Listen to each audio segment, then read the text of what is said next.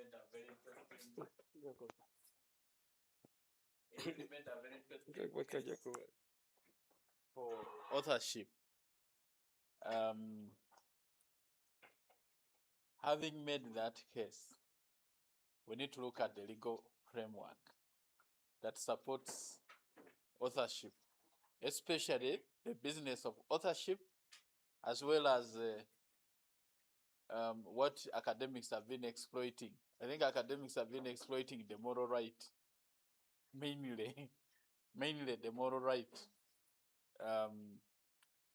We recently had a new amendment of the copyright law. Those of you that watched the media, it felt like as if this whole amendment was for musicians. Yeah, but the answer is no. This whole amendment was for everybody in the creative industry, including writers and publishers of books. And for the next presentation, we are going to see those amendments that actually support our work, plus helping us understand what this copyright law or what copyright is all about. And to do that, we enlisted the expert organization responsible for the copyright law in Uganda, URSB. And you're going to put it on me. And I'd like you to join me to welcome Mr. Lutunda Jackson to come and present to us the Copyright and Neighboring Rights Amendment Act 2026, what universities need to know. Mr. Lutunda.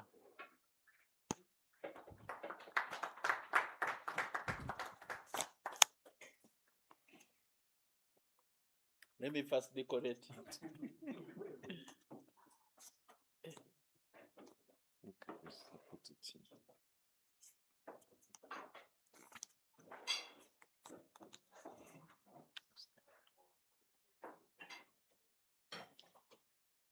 Yes, good afternoon. Yes, I'm coming from URSB, and of course, Professor here, by wanting Charles to make this presentation, I think he was calling for trouble for Charles, because as the regulator of Charles, that one would mean that Charles is usurping the powers of the regulator when he comes out in the field. Yes, so of course, from URSB, and especially I'm from the Department of Copyright and Neighboring Rights, and like I indicated earlier on, URSB is the one that is in charge of administration of the law that deals with copyright. And of course, I know most of you, what you know about this subject is just copyright, but it is beyond that, and that one you're going to get to know that. Yeah, so URSB, we do administer this law. Of course, working together with the collecting societies where Charles is coming from, that is URRO, the one that is meant to assist you, the authors in your category of the literary works, assisting you in commercializing your works, as well as remitting the benefits or the royalties or the fees that are collected out of commercializing your works. Yeah, of course, as we go along, you realize that you cannot give him all your rights, okay? There are some rights that remain with you, and even when you assign those rights to Charles or the CMO, still it will be difficult for them to manage that. So they have a particular rights that they can manage and be able to give you the royalties that are coming out of those works as they are being used out there. As URSB, yes, we are so glad, grateful for the fact that we are part of this outreach. Of course, it is one of our functions to create awareness about the laws. So we are so glad that we have joined these two organizations, URRO and UTANA, to do the countrywide national universities, copyright, and authorship outreach. So I bring warm regards or greetings from URSB, from the Registrar General, to that effect. So thank you for coming to really benefit from this session. Yes, of course, URSB, it is such a big institution with several mandates, and our mandates are coming from the different laws that especially deal with registrations, okay? Registrations.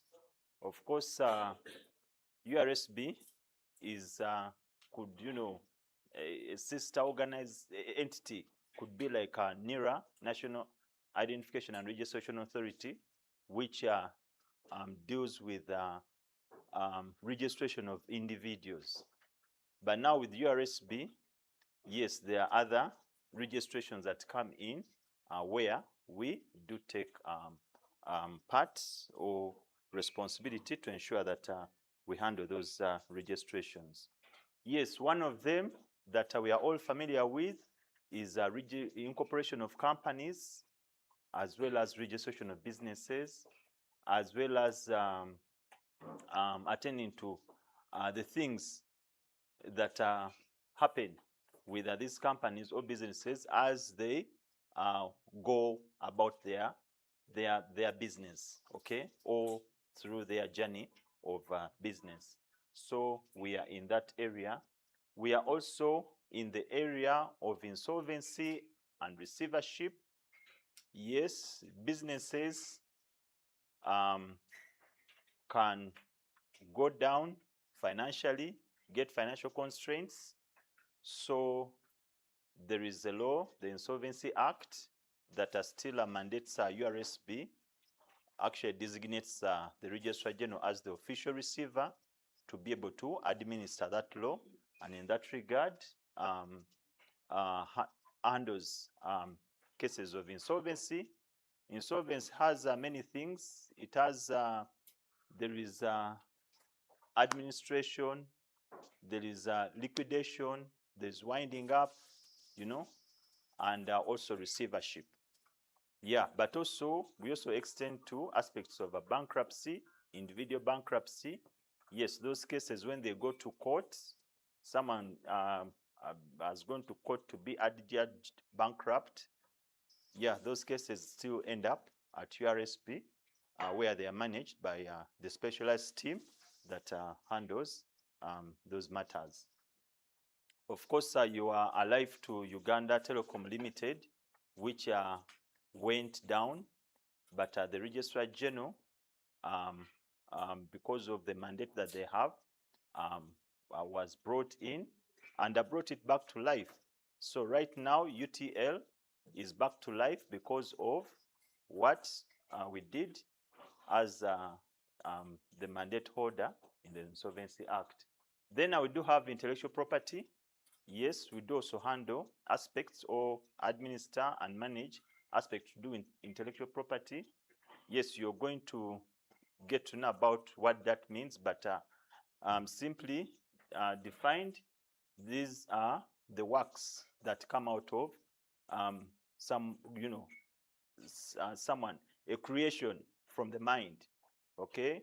Talk about writing, the writing that you do, talk about the paintings that you do, talk about the inventions, talk about these are logos, you know.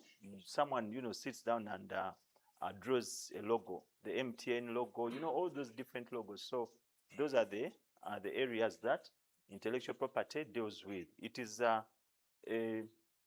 area of law which is meant to protect those creations so that the person who has created them is able to benefit from that.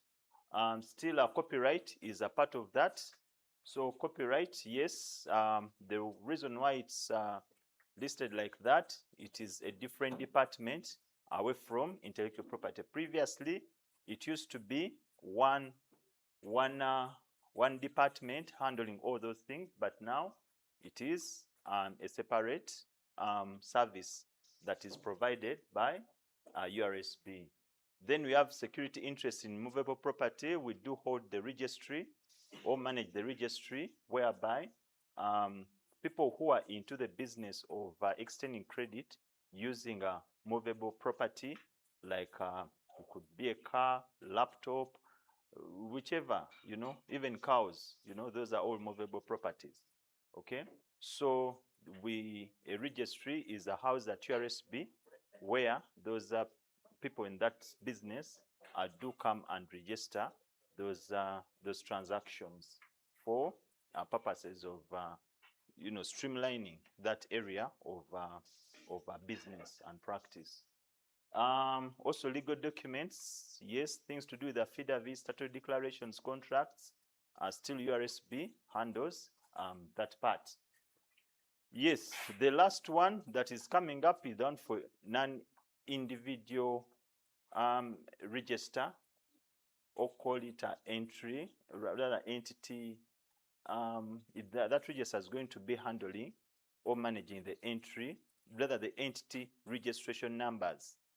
Okay, so things are changing such that yes, we have been having of course we are glad that right now we do have a registry that is able to register individuals, and that is NIRA. Okay, but there are also other entities, there are other bodies which are not individuals, but they need to be registered and recognized by government.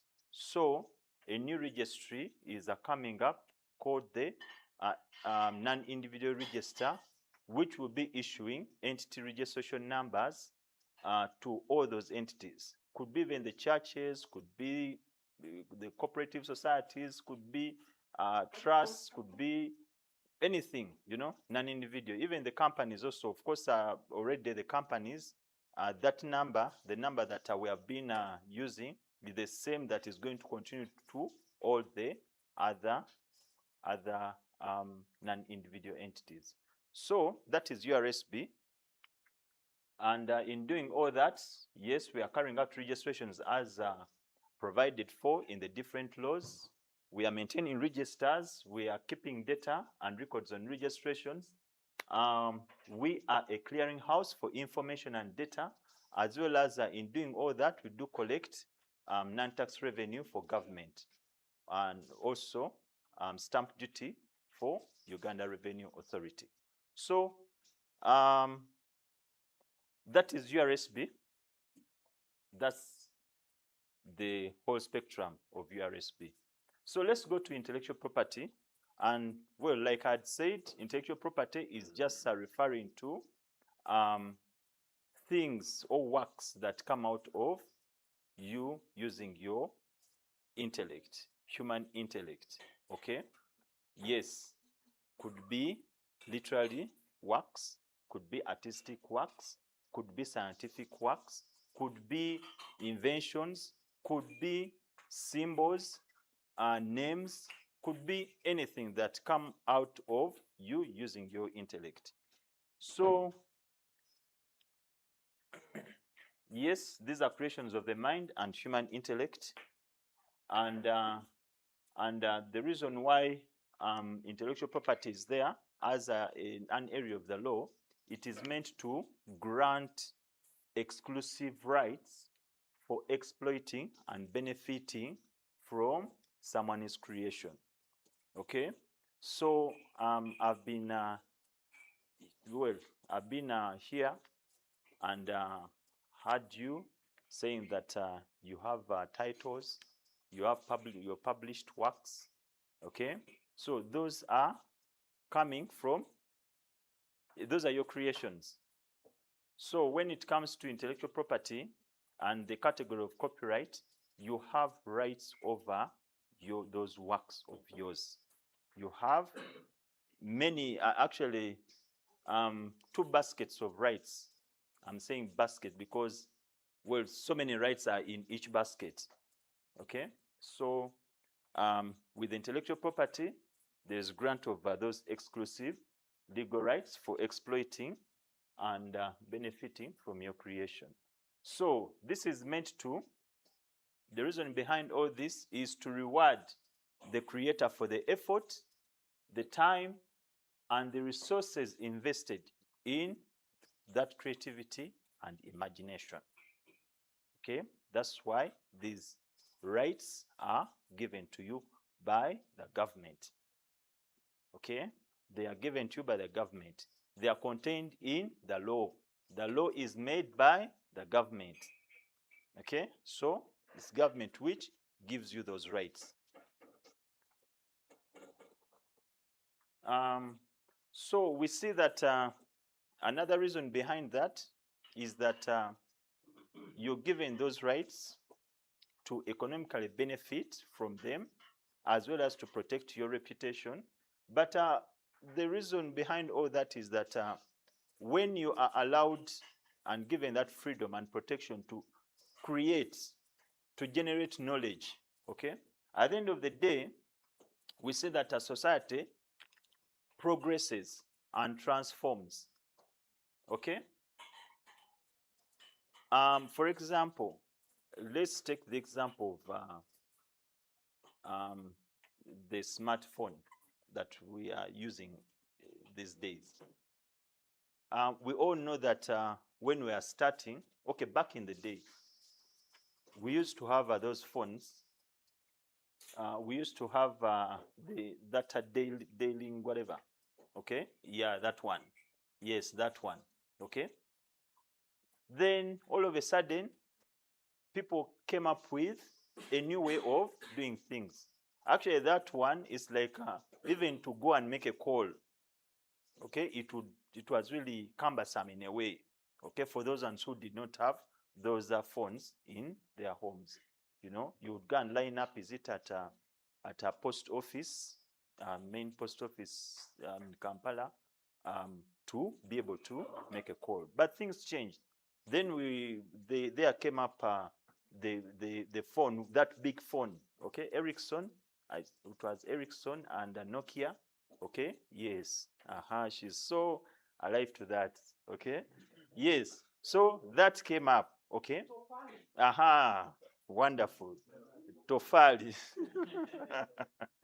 Okay, so that also came up.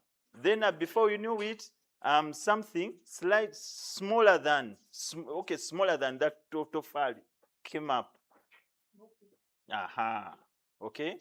Then also other, you know, the thing kept on. Yes. Okay. So, but in all those stages, there was the people behind that technology, or that technical improvement, they would get protection under intellectual property. You are not there when they were getting the protection. Okay, for you, you are just a consumer. You just receive these products and buy them.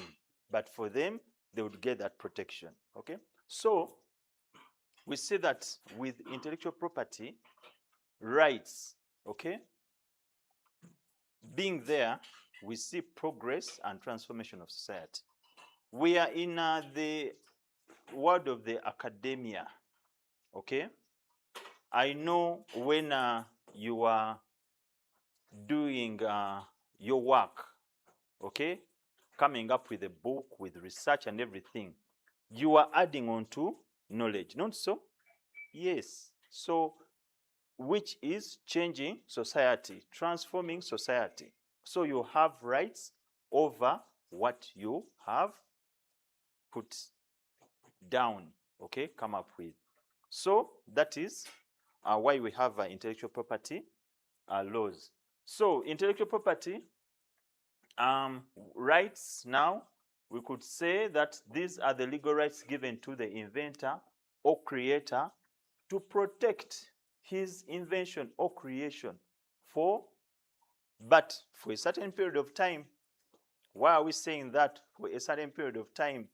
We are saying that, yes, like we have seen, progress and transformation of society is all about people using their human intellect.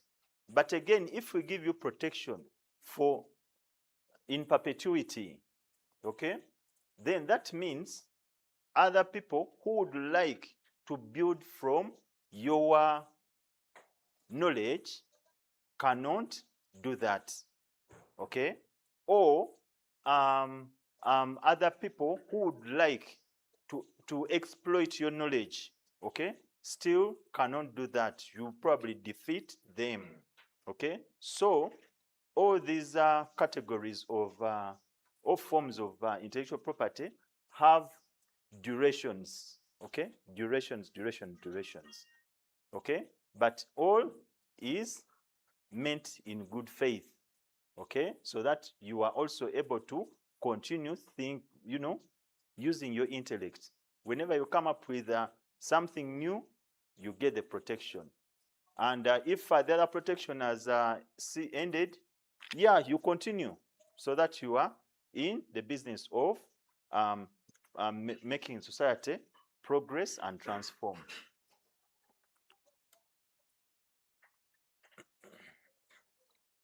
So the different forms of intellectual property that we do have copyright.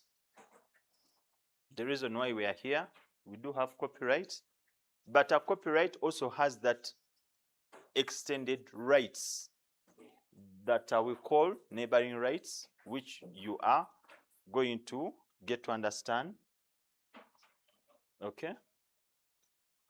Yes, this one with copyright, yes, like I've heard you saying here that you thought copyright was for these people in music. No, copyright is broad. It is for protects the literary, artistic, and scientific works. And the literary works, there are so many. Artistic works are so many. Scientific works are so many, okay? Yes, of course, like books, the films, music, art, so many things. That's what copyright is there for, to protect, grant you that exclusivity to enjoy what you have created, but for a period of time, okay? Yeah, so that you continue, generating, churning out, that those works. Then we do have trademarks. Yes, these are meant protect trademarks law. It protects the brand names, the logos, the slogans that make your business, product, or service stand out. Okay? Yes, MTN and we said Airtel. MTN and Airtel, yes, they are different internet service providers or whatever they are. But you see, it's when you look at the logos, the different, you decide, you get that appeal that, no, I'm going to deal with this one. No, I'm going to deal with this one. So those things. Then we do have patents and utility models, then also the industrial designs. Patents, utility models, these are the new, protects the new technical solutions. These are the inventions, okay? If you've come up with an invention, okay, then you can take the line of getting protection via patents or utility models, okay? Patents, it has a high standard of achieving it, But where you're not able to attain that high standard, then you can get a utility model instead. Yes, we all know these Katwe people. The Katwe people, they're called Juakali, yes, the Juakali. Okay? Yes, they have come up with many things, you know. Yes, okay, but in a way, something that, you know, is kind of like a technical solution of sorts, okay? So those ones, they can get utility models protection, okay, over what they have created. Then I do have the industrial designs. These are the ornamental or attractive aspects, okay? You know, for example, the shapes. Talk about the shapes, okay? This bottle before you, it has that shape. Someone sat down to, you know, come up with it, okay? That shape is protected under industrial designs, under several other shapes, you know, several other, okay?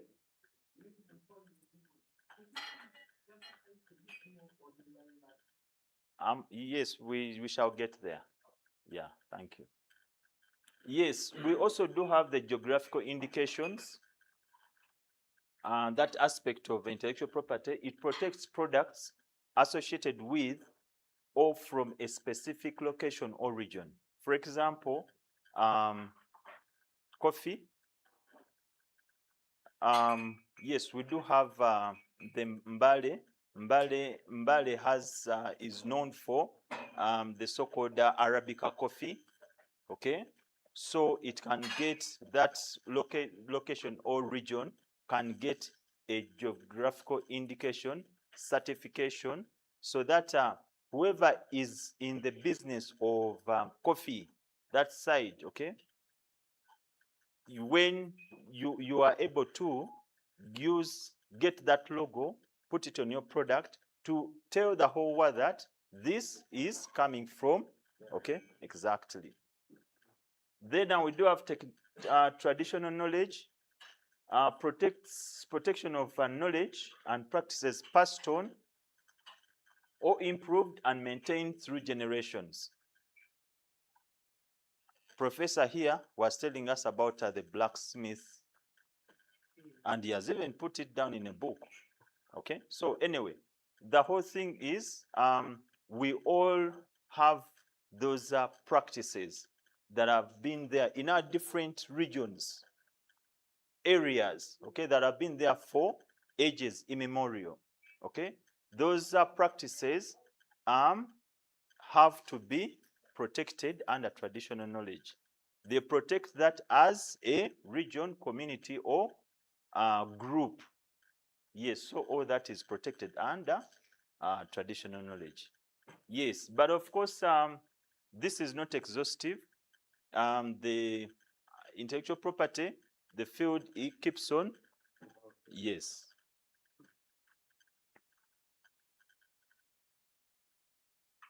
Okay, so we come to our copyright and neighboring rights. The reason why we are here. Okay, so copyright is just a legal term. It's just a legal term. The same also to do with neighboring rights is just a legal term. But when you say, we talk about copyright, it comes with a basket of rights under it, and of course also some restrictions under it. The same to do with neighboring rights, it also comes with a basket of rights and some restrictions. So copyright, it applies to authors, anyone who originates a work, anyone who originates a work in the literary, in the artistic, in the scientific fields, okay, you are the author. You're the author. Okay, so if you are the author with copyright, you are granted, this is a legal right granted to creators for their original works. Okay, And with copyright, you have protection for your life and 50 years thereafter. That's the protection you enjoy as an author over your work. That is here in Uganda. Elsewhere, like in the US, it is your life and 70 years thereafter. But here in Uganda, it is your life and 50 years thereafter. Okay? So, authors, please do not sit on your rights when you author something and you get somewhere where to make it commercialized. Just know that your rights go all that far. Okay? Yes. When we come to neighboring rights, these are rights that are coming from copyright. If copyright is not there, if something has not been originated by an author, neighboring rights cannot come in. Okay? For example, let's take the example of our choirs. We all know the choirs, these choirs of ours, church choirs. Yes, church choirs, of course, there will be someone who will have written the music. Okay? Someone writes the music.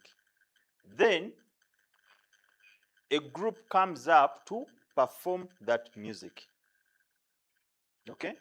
So the person who wrote the music is the author and enjoys the rights of the author and the period of authorship, or the duration of authorship. Okay? This band, this choir that performed that musical piece is considered as the performer, okay, under neighboring rights, and enjoys rights as a performer. It's a different set of rights under that.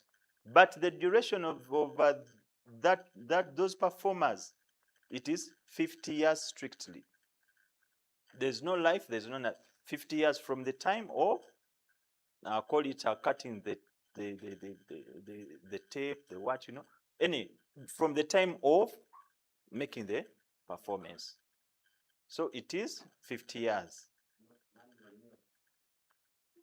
At all, because we say that you know, the world should really be allowed to also start from there, you know, and you know, probably improve on whatever it is. So it's not renewable. Yes, so still under that category, of course, performers, yes.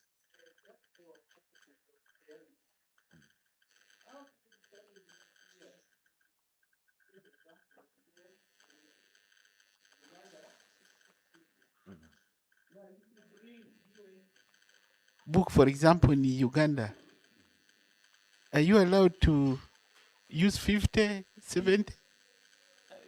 If it is, it depends on if it is a US book that has come this side, then the other law will apply to it, but and not ours, where it is originating from. So does it mean we need to harmonize? Sorry? No, it will come with the other law. Yes. Okay. Okay, so maybe I could as well say something about why the difference. Yes, copyright, this intellectual property regime, it is all managed globally at the World Intellectual Property Organization, which is a UN agency, okay, but in the respect of intellectual property. Together with also at the World Trade Organization under a particular agreement called the TRIPS agreement, or the trade agreement on the trade related aspects of intellectual property, something like that. Okay, so at the World Intellectual Property Organization, That's where we pick these standards. Now, at that global level, they only set minimum standards that member states have to pick, okay, and domesticate. So when it comes to copyright, the standard that was set up there is life and 50 years. That's the minimum. So states can choose to do higher than that, depending on the reasons why it should be that way. Okay, so that's how it is. Yes. Performers, yes, we also do have these artists, the musicians. Yes, you could find that a musician, probably like Shiba or Cindy or Omega 256, they are not the authors of those songs, but for them, they're just performers. And indeed, they are performers, okay? So the authors are there. The authors are there of that music that they perform or they act, okay? So those ones, they enjoy still 50 years over what they have acted. 50 years. Yes, so that's how it is. Performers, we also do have these film, the film cast, those people who play, in movies. Yes, all those are performers. Okay, they are actors, so they are falling in this category. Then we do have producers. For example, yes, the music, Cindy or Omega 256, they have acted the song, performed the song. Then a producer does what? Mixes it and fixes it. Okay, so those ones also are considered under neighboring rights. They enjoy still 50 years, the producers. Could be audio producers or film producers. Okay, then now we do have also the broadcasting companies. Yes, there are some works which require that the author, yes, much as you've authored it, but a broadcasting company has to come in so that it brings this work to the ultimate consumer. So also there are broadcasting rights that are under there that the broadcasting company enjoys over those works or that work still for a space of 50 years. So that is copyright neighboring rights. Okay, then we do have what rights come with you being an author, you being having neighboring rights. What rights come with that? But let us concentrate on the rights that come to the author. Okay, there are two categories of rights. One of them is the economic rights.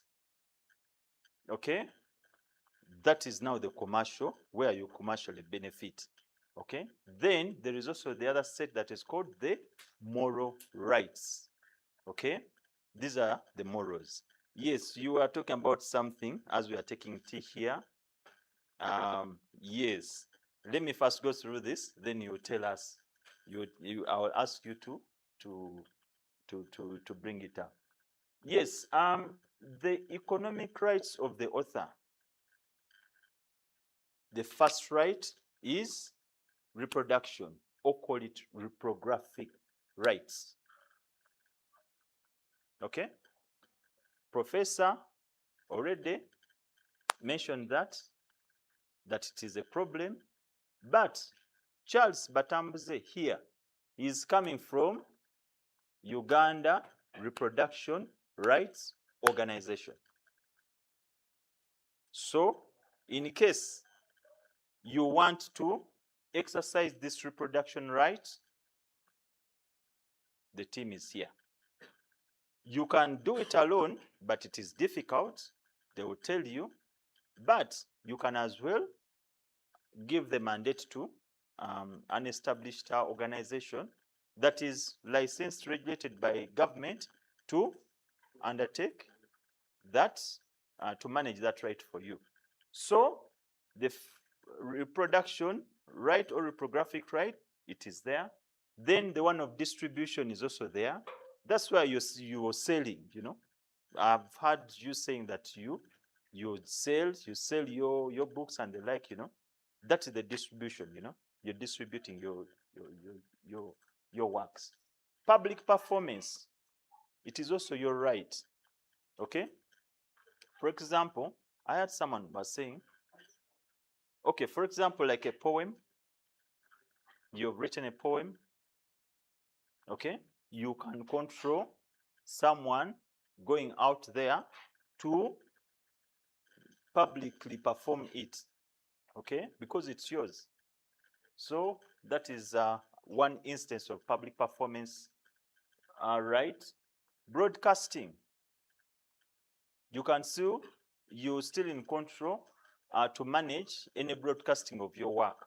Online communication, yes, uploading your work on the platform, the internet platforms, still it is you to having that exclusivity to control the movement of your work online. Then making derivative works. These are adaptations that could come out of your work, like a translation, like making a movie or a film out of your book, okay? Or your book could end up being converted into a literature book for students in the lower schools, or that it is you to determine how that should be managed. Commercial rental, the same. He was talking about public learning rights, all that, or sale. So all those are the economic rights that you do enjoy as an author. And you enjoy them for life and 50 years after your death. Okay? You can control them and no one should come and violate those rights of yours. Okay? Then we do have moral rights. The right of authorship. Everywhere you should be known. You should expect to be known as the author of that work. It's your right. Attribution. Everywhere, whenever your work is used anywhere, they should mention the source. They should acknowledge the source, okay, of that work. Right of integrity. No one should distort your work without your permission. Okay? Right of withdrawal. You can choose to withdraw the work if it no longer reflects your convictions. It's up to you. These are moral rights. Now, moral rights for them, irrespective of the duration of the economic rights, moral rights, you have them in perpetuity. They never cease or they never end. Okay? Yes, so those are the moral rights. Okay? Then maybe to make this practical, I don't know if you've heard of this case of Silver Kayondo versus Monitor Publications. No, not really. You've heard? Yes. Could you tell us what you heard about it?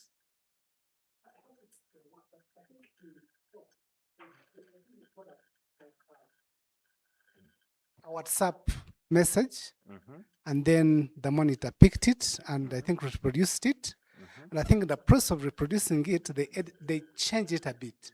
It was just like just a WhatsApp, you know. And then I think it took them to court, and I think 165 million.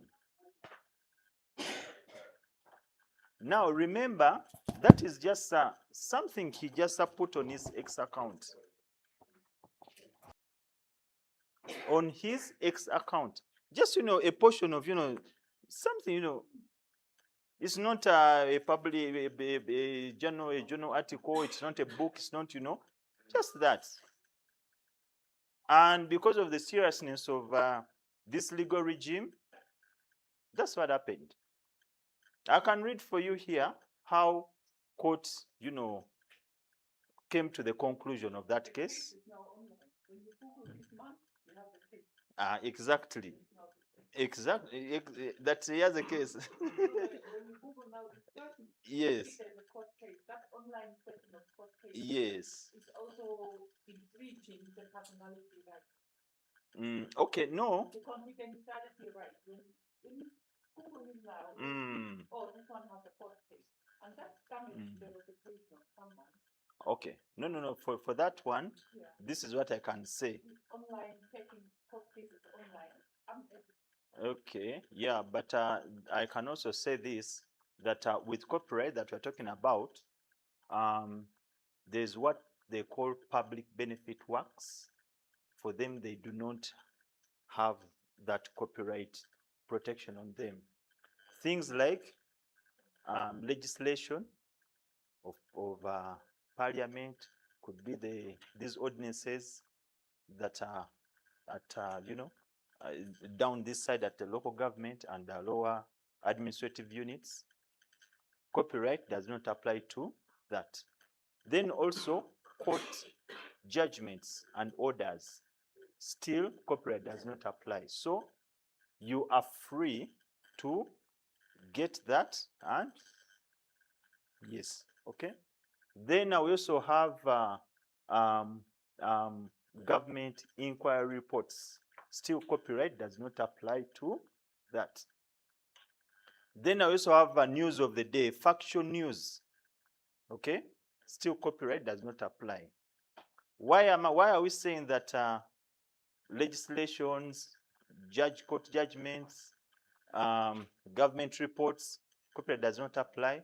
It's because government exists for public governance and information. Okay, we need these materials for our public governance and also information. So copyright does not apply to them. So for that case, someone uploading the judgment on the internet, there's no problem. Okay. Yeah, but of course, yes. Well, what you're saying, behind the scenes, there's that reputation damage. But I don't think it's reputation damage, because at the end of the day, if I'm to read you here, what court did used to determine that this man, his rights were infringed upon, I think it's a good thing. Okay. Now in court we have a court precedent. You can use what the judge used before making a very good court to make a judgment. So it is good also for such a case, because if it wasn't there, you wouldn't apply it. Okay, so let me just read you something here about what court is saying. The court found the tweet that it was an original work fixed in material form and protected by the Copyright and Neighboring Rights Act. Okay? The defendants reproduced and altered the plaintiff's text in a manner that changed its meaning and attributed additional statements to him. Conduct the court held amounted to copyright infringement, false attribution, misrepresentation, and defamation.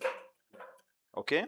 So the court issued declarations, a permanent injunction, ordered removal and an apology, awarded general damages of 165 million, then also aggravated damages of 20 million with interest, and all that was going with interest. And also the cost of the case was to So they should have sought. Yes, they should have sought his authorization to. Yeah, but again, also using it and acknowledge also, we are coming there. Yes, you do not take the whole thing. Okay. Yes. So you are now seeing how important the law is,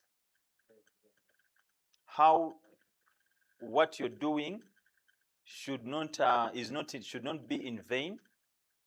Okay. Yes, he will come in and tell you how he is able to have your work go out there and it comes back with money. He's there. Okay. Yes. So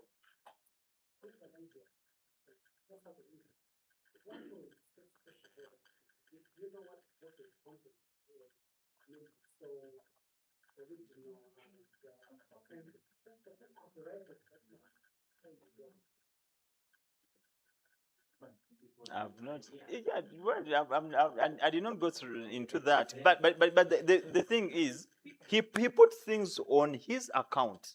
He typed things. Exactly. Yes. Yes. Then these people just grab everything and then twist it. Yes. Okay. Okay. So we have seen a rosy picture. We have seen a rosy picture of copyrights, how it is good, how it protects you, how you benefit from it. But again, there are some inroads that come in, okay, to somehow curtail, okay, curtail. Yes, you're right, but for the interest, exactly, public interest coming in, okay. So public interest comes in the area of education, okay, in the area of information, in the area of access to justice, in the area of disability inclusion, and in the area of cultural participation. But even if we are saying that those inroads come in, also they come in with conditions. They are conditions that you have to fulfill in order for you to now say that it was fair use. In this case of Silver Kayondo, Monitor Publication was saying that they were the defendants denied infringement relying on fair use or fair dealing and acknowledgement, which the court refused. Okay, so there are conditions that have to be met before you could think of relying on this as a defense, as for you to having went to use someone's work without permission and without paying royalties. Okay, so one of them, of course, if you are going to get this work and for private personal use, nothing commercial, okay, nothing like sending it out, making copies and sending it out to the public, okay, then you could use this as a defense, okay. But still, there's a lot is really, looked at for you to benefit from that kind of defense. Yes, we all know that we can quote from published works. We know that the academia, you're good at that. But when you're doing that, what do? You acknowledge. But again, the thing is, you do not pick a lot of stuff. Okay? Because when you pick a lot of stuff, that means now to you, the people in academia, you will now take this person to be that the person has lost the, they call it, has lost the independence, okay, to think. Not so? Okay, exactly.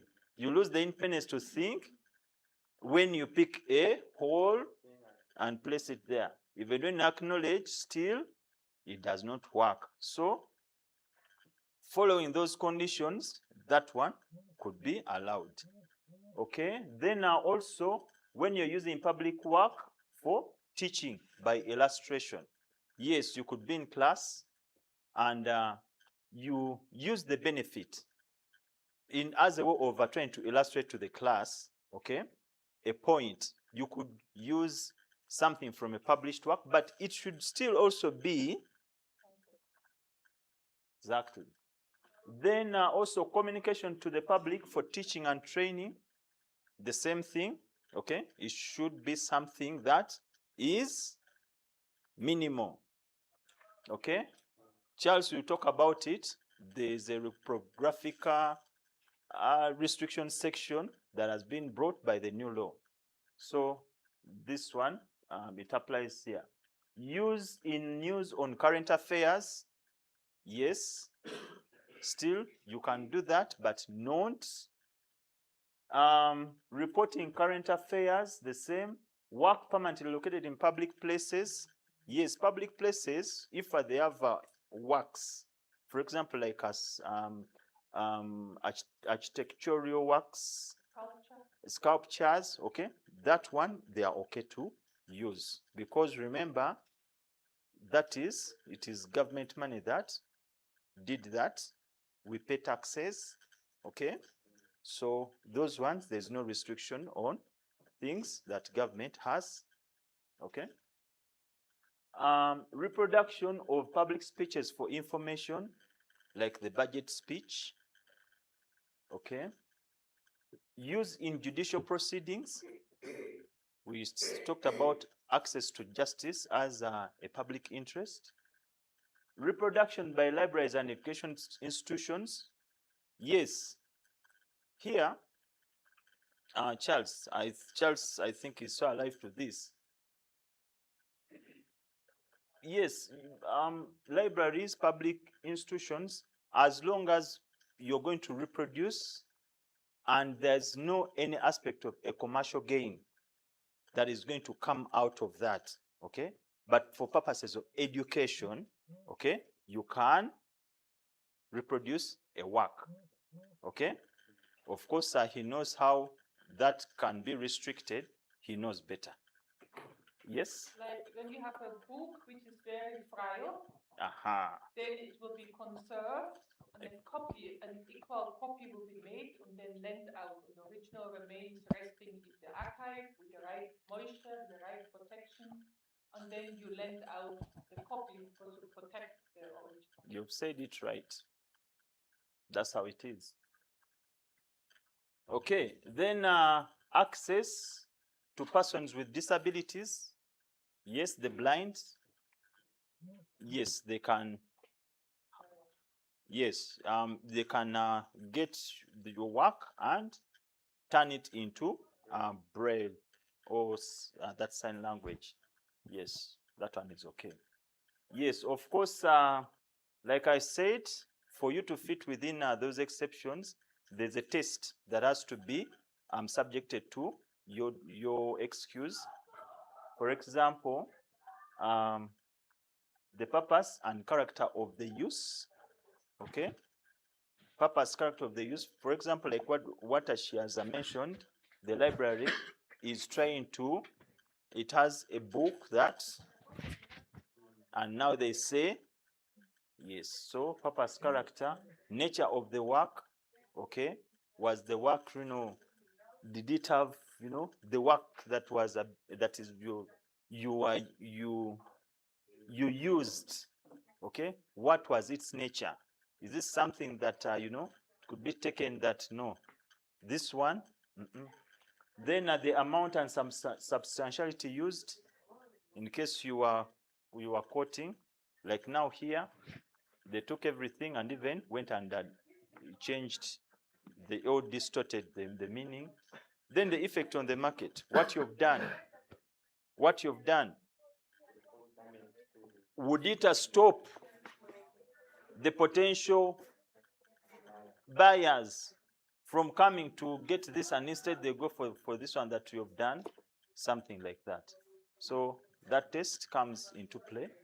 Then also there's the new one that Charles is so happy with, the restriction on reprographic copying.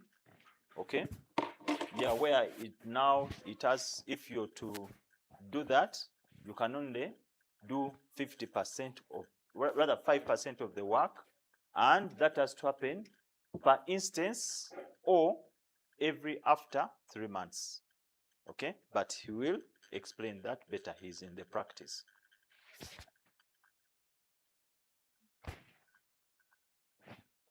Okay, so having said all that, now we come to infringement. What do we mean by infringement?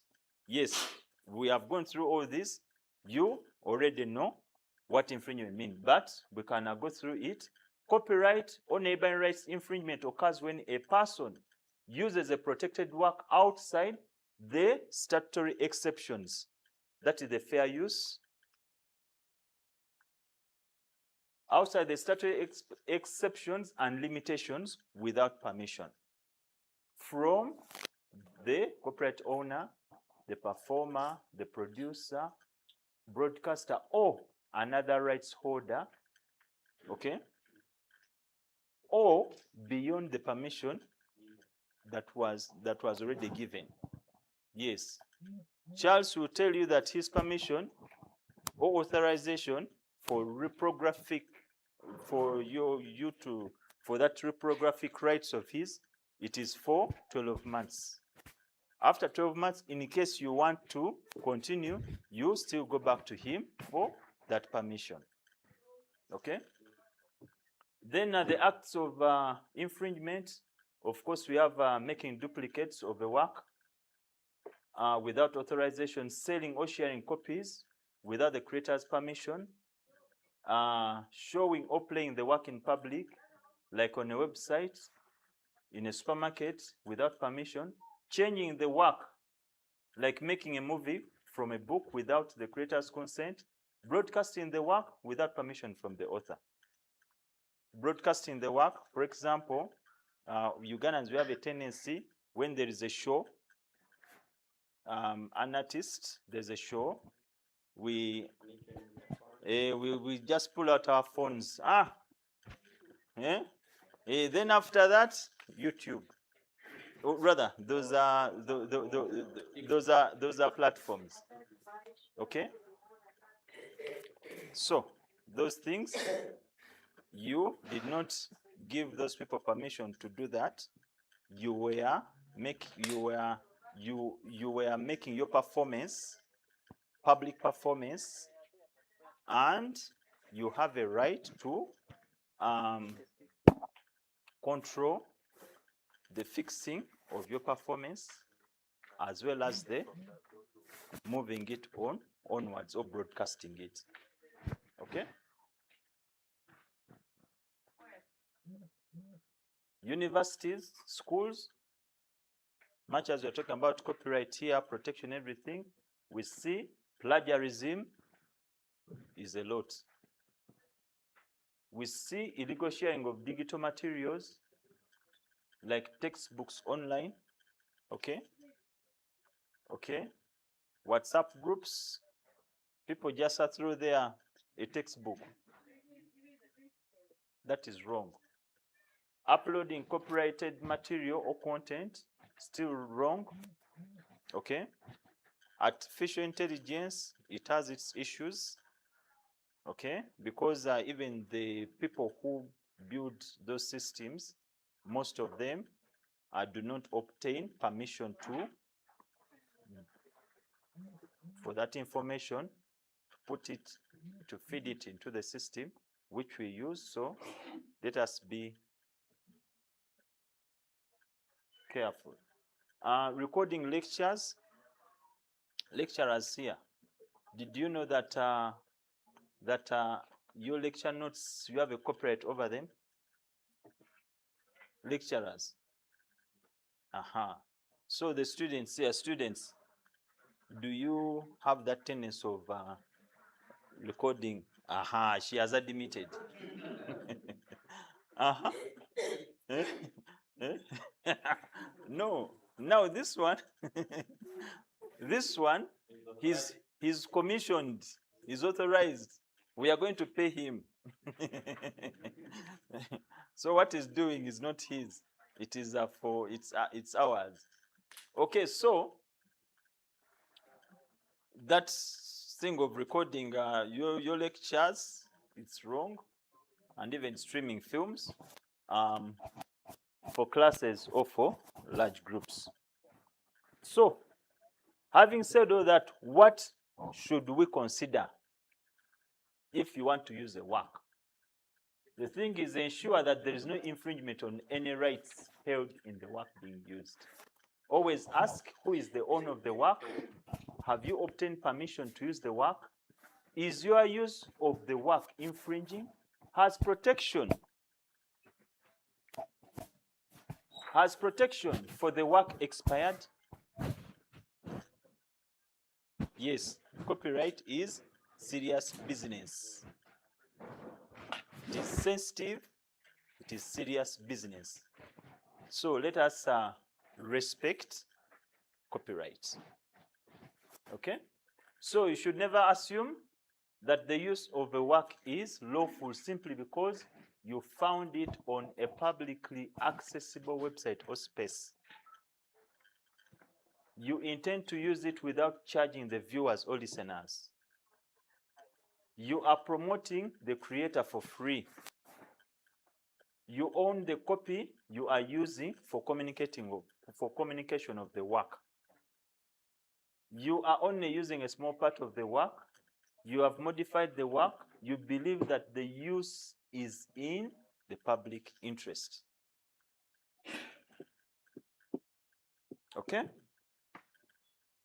So, having said that, what would you do in case you want to use or exploit our works? Yes, first thing is try to identify the rightful person who owns the economic interests. Could be the author, could be the employer, could be the successors in title, or it could be a collecting society. Now, I must say this, that yes, much as we talked about the author is the person who originates the work, but again also when the author is under employment, okay, and you originate a work in the course of your employment, okay, that work belongs to your employer. That gentleman there, he's commissioned to do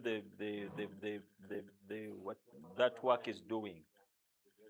Yes, that work, he has been commissioned. He's not in employment, but he has been commissioned. That work he is creating belongs to the person who commissioned him. Okay? Yes. Yes. This seems to be very interesting. When you say his rights are waived off, kind of something like that, he does not claim any right to it. But let me give you an example of a student dissertation. We know a student does such a work for an award. Does it mean if any work from a student is developed and start getting some funding or into like industry level, a student has no right to claim? The case of COVIDX we had in the past is one of the cases. I just think unless documents say he or she has waived off his rights. Is that the case?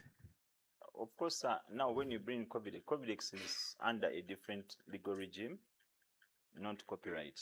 That one is under the innovation, the patents and the like. Yeah, Okay. but okay, let us be specific here on Yes. on copyright. Yeah. Okay. What happens in such incidents? Well, if it is a thesis, it is for the student. A thesis, isn't it so? Yeah, the moral rights is as to the student, but economic rights is for the university. But Okay. if the student is a private candidate, pays his education. No, the student cannot publish that work as a dissertation. So the form of a dissertation, it is for the university. But a student can develop that dissertation into a book. So a book now, the student, depending on the model has published it, comes for the student. Okay. But the moment is still called a dissertation, a thesis by Makerere University, it is still for the university. After all, there is the capital. The thesis presented to the award. Yeah. Okay. But is that enough to take away legal rights? You will remain with the moral rights. Those ones you're the author. Yes, it's in your name. What about legal rights? Those ones, no.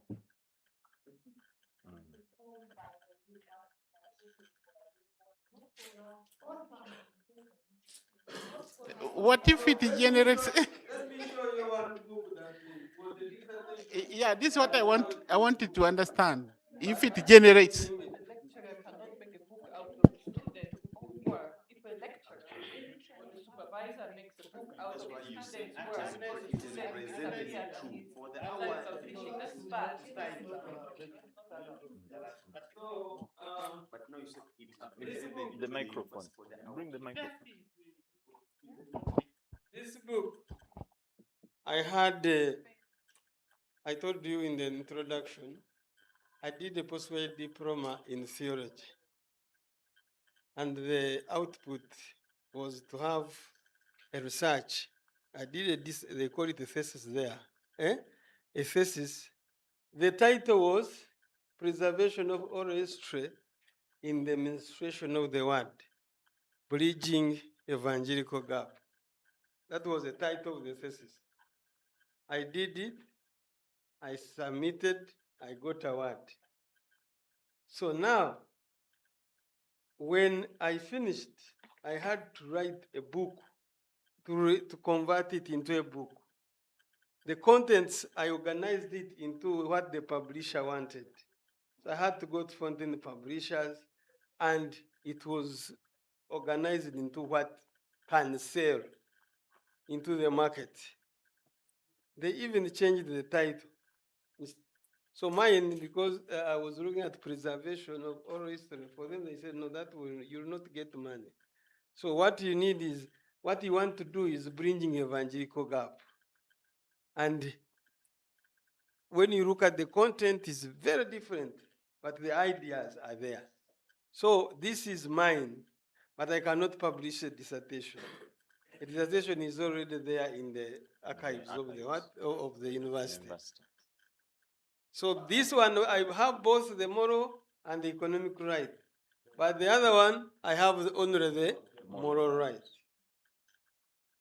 Okay, can the university claim royalties from you because of using the? Okay. It was my book, and they have not incurred any cost regarding this. But the same ideas in the dissertation. Yeah, that is the idea. Okay. Yes. No, I have. You know, like now in science work, in a dissertation, in a dissertation, a student can get a product from the dissertation. Of course, the universities have not been so keen. They have not been so keen on that. Now I continue with this innovation and it becomes a great product. Now, does it also translate to the book or it comes back to the university? Because remember, I've innovated the product from my dissertation. So can it be like that book you're talking about? Are you In a dissertation, the scientific contribution you are making, isn't it? So you can pull out that contribution into design innovations or into other products. But now that design now it is you are understanding with your supervisor who is the guider, or you who is picking it, who is ready to take it. So if your supervisor is the one who has said let us do this more, then you take it on, and then it becomes your intellectual property, your patent. Now you continue depending on how the university intellectual property policy is saying. So you have to observe it. If the university said if there is an innovation that you have to take shares, then you have to do that. They were explaining about the example of the Shikira motors of Makerere, is that the first students who did the design were grabbed by some country somewhere, and they started until His Excellency had to invest in the current Chiramoto, and they brought the students on board and the lecturers, somebody who was their supervisor, and the university has shares in that board. And now Makerere University is part and parcel of developing the innovation. So now it is important that the intellectual property policy guides on that. It guides on that. But is there a gap in the law that talks about? Is there a gap? The gap now is filled by the innovators policy. The policy. The policy. That's why universities must have a policy on intellectual property. Some universities don't mind if they send you to do a work and you develop and you produce a book. You have seen books like, for example, who is that? Kasozi. You know, you have read Kasozi's books, on higher education. You would have a project, and after the project, you write it into a book and published into Kasozi's names. But some other universities, if you are doing it on a project, they would want it to be a report of the university. Yeah, it depends really on the policy that the institution has put.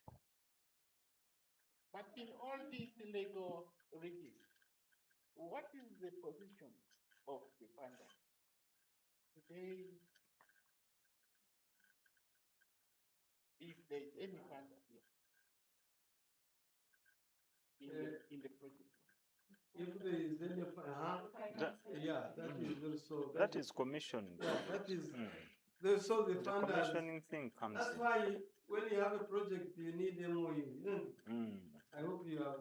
Yes. So in MOU, you specify that any product coming out of should be a product of both institutions, and they should determine how both should be addressed. That's what happens when you have a project, you have a MOU, so you agree on that. Yes, thank you.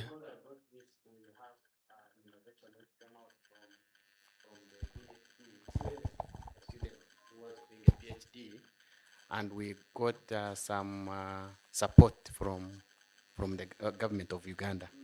So now when it came to IP, they said it has to be 50-50. So that at least some portion remains for the government. Of course, the government, this means that 50 goes into the university at the end of the day. But this is the work. So that's why I was like, weren't we cheated? Weren't we supposed to take all the 100%? So The negotiations. No, that's why we got 50. That's why we got 50. So they said no, because now this work is from the university. Now also the government must benefit from it. Mine is different. Because suppose I go to the bookshop, I buy you a book. Because maybe you may find students want to use. Because my intention is to give knowledge to students. Will the law, or will it be against the law, or since the intention is to give knowledge to? Charles. Charles. Okay, I'll explain some more about her question. But I know people were arrested at NASA Road reproducing books. Their defense is always, we bought a copy of this book. And they bought a copy which they have used to produce many copies to also sell to the same market. No, yeah, I know. I know, but in the presentation you will see that your intention is good. However, there's need for remuneration of the authors. Okay. Yes. There's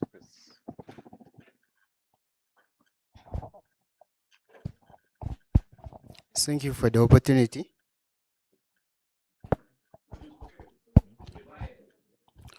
So, me currently I'm a pharmaceutical science student here at MAST in my third year. So, basing on the knowledge I'm getting from this event, I see it is a bit connected to my field. I'm in the pharmaceutical field, but I'm still a student. So, I happen to do research and some innovation, and currently I'm coming up with an anti-cough syrup and a skincare cream. But then when you talk of the rights, so I heard somewhere where they are saying all rights can't be reserved to the student, but to the university. So I came up with research and innovation as a student, but then I'm being helped by some administrator of MAST who is guiding me as a supervisor. So I don't know at the end of it all, because you are saying a student cannot take 100% of the rights. So will the supervisor take some percentage of the rights, or will the university claim all the rights, or will I as a student, will I take the rights? Because now, for example, there is an upcoming event called African Forum for Research and Education. It is a conference in Kampala, and I happen to have an opportunity to represent the university. But then in that representation, I wanted also present my innovation, because it's all about health innovation and an impact to the community based on health. So I don't know, on representing the university and coming up with my innovation. So in case maybe my innovation is picked up by the public, will it be taken as if it is from the university or from me as the individual? Thank you. Professor. There you are. So there are two things here. You represented the university, or the words you spoke represented the university. But it appears that the innovation was yours, isn't it? And you talked about the innovation as you. But now, if that innovation is to be funded, would it be funded outside the university? Would they fund that innovation at your home? Eh? They wouldn't. They would fund that innovation based on the structures of the what? Of the university. And therefore, it is important that the benefits, the university and you all accrue from them, isn't it? Yes. That is my view. And another thing, yes, let him, you acquaint yourself with the IP policy of the university, okay, before you proceed with, yes, yes. Over there, even behind you. When you are, for example, you're a student of Mbarara University, or you're a worker of Mbarara University, so when you're outside there and make a mistake, they will say a student of Mbarara University. Your name will not actually come out. If a driver takes maybe some students out, and maybe the driver is taking them to Kampala and knocks, they will not actually go for the driver, they will go for the university. And that is when in bad times, actually we call it vicarious liability. That is when it is in bad times. But people, when they go for good times, they always want to eat alone. This is mine, this is mine. But you have forgotten the one who has given you knowledge. So in actual sense, that's why we sit on a round table and say, we are going to share. And that is what the other policy tells us. And the policy can sort everything out. Thank you. All right. Yes. Thank you, our presenter. I'd reserved mine thinking that there would be a session for question and answers, but the way you see we are answering everything. So mine is on digital material sharing. And you say that it's wrong. It's wrong as far as copyright is concerned. And I'm wondering, in this digital era, whatever we are doing now, we are going even the sessions we are taking through students, we encourage them to opt for e-resources. Actually, now the song now is e-resources, e-resources. And in this case, what we deal with e-resources is material sharing. A lecturer will request me for a textbook or an article, I will share it via online. So how wrong is that? And how are you ready to protect that? Thank you. The man in practice, sorry. Okay. Okay. I'm of course Charles. Charles is in practice. Yes. And okay. He will address that in the presentation that is coming. Yes. So we are saying that identify, then acquire. After identifying, of course, we also mentioned in identifying still, you should also be alive to the fact that also the collecting society can as well also be the rightful person to deal with if the members, the members, are assigned, the mandate to the collecting society. So after that, yes, the thing is you either acquire that one can be through an assignment, okay, or a transfer, okay, that is acquiring. But you can as well also just seek permission, okay, permission through a license, the license that Charles gives out, which are for a period of 12 months, you could obtain a license to carry out certain acts for a certain period of time. Then also, yes, ensure that royalties are paid for the use of the works. Collecting societies, of course, yes, we do license them. There are 3 already in the country. One of them is what Charles is managing. That is for the authors of literary works and publishers. That is Uganda Reproduction Rights Organization. Then Uganda Performing Rights Society. That is for the people in music and sound producers. Then we do have the Uganda Federation of Movie Industry for the audio visual works. These are having the role to monitor the use of their members' works, to collect and distribute royalties to members, to negotiate contracts and tariffs, or call them fees, for the use of their members' works, to act as agents of its members concerning their rights and interests, as well as promote awareness about copyright and related rights. Then, of course, I should also mention very fast the legal reforms. These are the refinements that have come in lately to modernize the law, to refine or to make better some aspects of the law that were not clear or were cumbersome or were difficult to implement. So the legal reform that came up, and they came up through this Amendment Act of number 8 of 2026. And under them, Yes, I'm just going to take you through just a few of them. One of them is lately, yes, if you are engaged in commercialization of your works, whether by an assignment or a license or a transfer, that agreement has to be reduced into a contract, a written contract, okay? And that contract has to be registered with URSB within 60 days. Otherwise, the contract risks being voidable. Either party can choose to walk away from it. So all that is meant to ensure that, yes, the terms you will have agreed upon when things are written down, terms are clear, makes disputes easier to resolve when everything is written down than when there's nothing written down.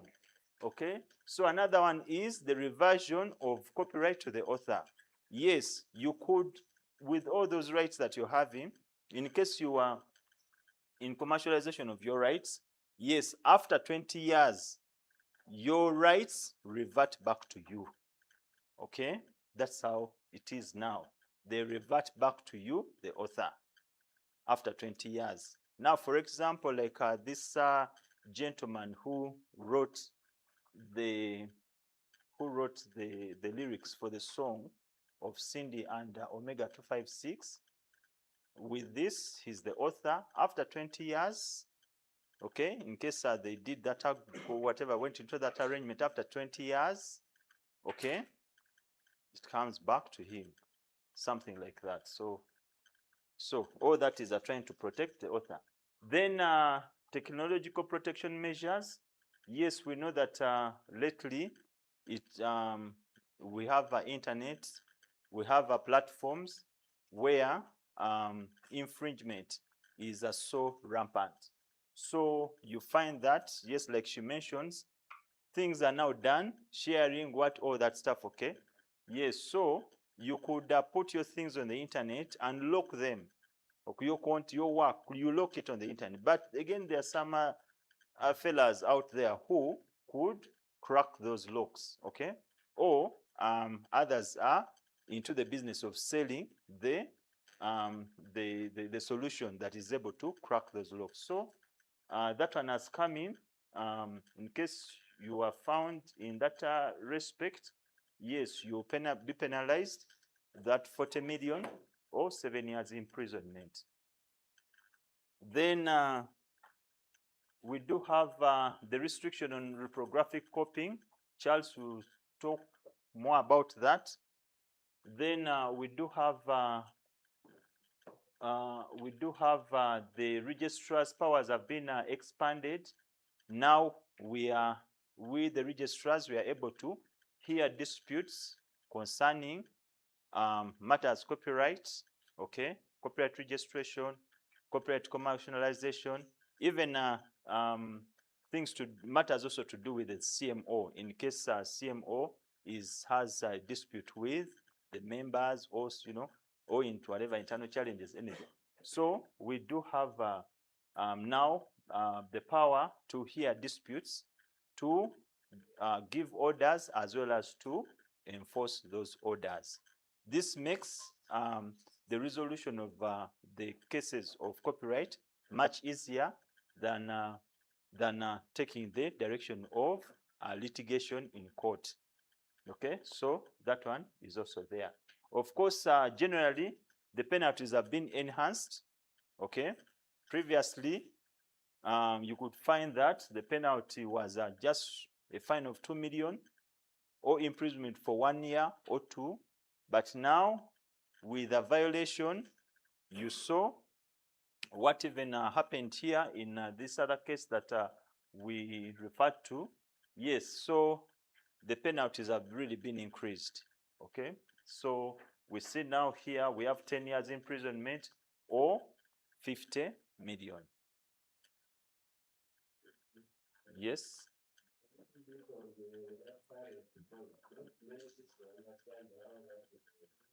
Mm.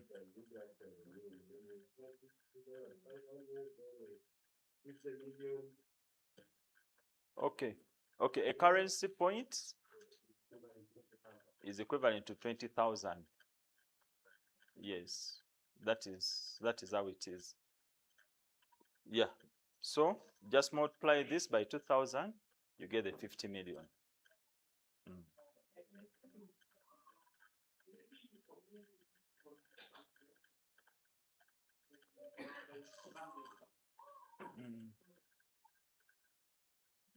Translation without permission, it is infringed. Sorry? What does I mean, Sorry? yes, you comment on translation in respect to and legal issues associated. Why is it an issue? Eh? Of course, like we said, in the rights, among the economic rights that Professor enjoys over this book, there's that other right of adapting this book in different formats. Okay, formats.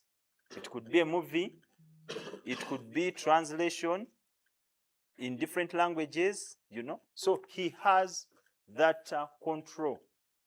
That control, he has it. So in case you want to do that, approach him and yes. Maybe you have been using your land to raise cows, isn't it? Now you can use the same land to have banana plantation. So you have but you could be the one who has been raising land, but now you no longer asking.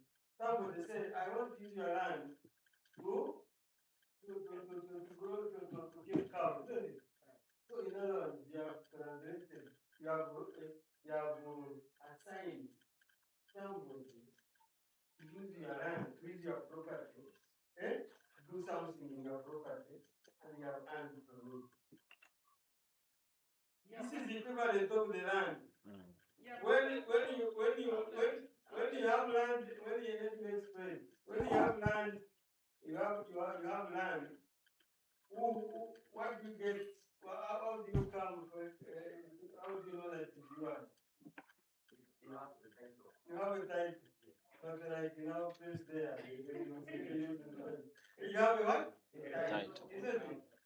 So when you have a title, it means it's yours. Yes. But now for a book, when you produce it, as the lady has already told you, you are supposed to register it to know that you are the owner. So it is your property. Instead of taking the land title to the bank, get the loan. You can take your title to get the what? A loan as a collector. So now if I have that obligation that I can take this book and get and it is my property. Now, if somebody does it and duplicate and translates it, hasn't he stolen you both moral and capital? So then you have the right for that person who wants to translate to pay you. That's why this gentleman Batambuze is here. That you Zoramish. No manya nanga na story ya wakamena na warugu. Abajanga bazora abarinda bakame so ate sente ziyonzi Zoramisho omuntu atakatwara ki ubuyinza bwawe akukya wesente. Thank you. Okay. So there is an animal called wakame. Wakame is here. Rabbit. And then Warisi was Warisi is what? A hyena. So they disagreed somewhere, and then a hyena ran after the wakame, after the hare. And then the hare entered into the hole. So when it entered into the hole, because Wakame now he wanted to the hyena had put the security people. He had put a corner, one of the bird, and yakute chichere, which is a frog. So now he told the frog, now because he wanted to disorganize the frog and the bird, he said, abarinda bakame bazora mishu. So, so because now they had that, and then they had to do like this. So you go to the soil, and power it into the what? Into the eyes, and then he jumped out of the what? Of the hole. So that's why we needed to let that money not sleep. Yes, because they. Mhm. Yes, and the more it is translated, the more we are buying the version, isn't it? So I can have a Nyankore version, but if you don't protect that translation, and you say you only look at English, me who has translated, I have eaten money for that person who originally wrote the Bible. That is the issue. That as you give authority to translate, you also earn from the translation. Yes. Thank you. Okay. Hey, Okay. Ah, he has something to say here. Yes, thank you. I just wanted to thank you for enlightening us. Remember, this function is online, so I attended, but from a different side. Okay. So I followed your talk. Okay. Okay. And as an interested party, I think we need to be helped. This copyright infringement that you're talking about is too much, especially in education environment. Someone writes a book, my book I am proud of.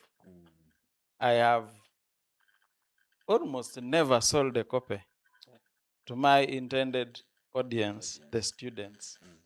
Because in 2023, I received new students at the ward, and I was trying to review the materials they are reading, and they happily shared with me what they had. I discovered that one of the materials that they had inherited from their older clinical students was a folder containing literature books, and one of the books was mine. Very well scanned from page 1 up to the last. Yes. And they have been sharing it in folders, Yes. from one clinical student to another, from one campus to another. Yes. And I'm sure even in Malawi it is there. Earnings, zero. So how do we actually get protected? Do we get one of the students with it and we drag them? Do we take the academic registrar or the vice chancellor? Okay. I don't know how we need to be helped. Okay. Yeah.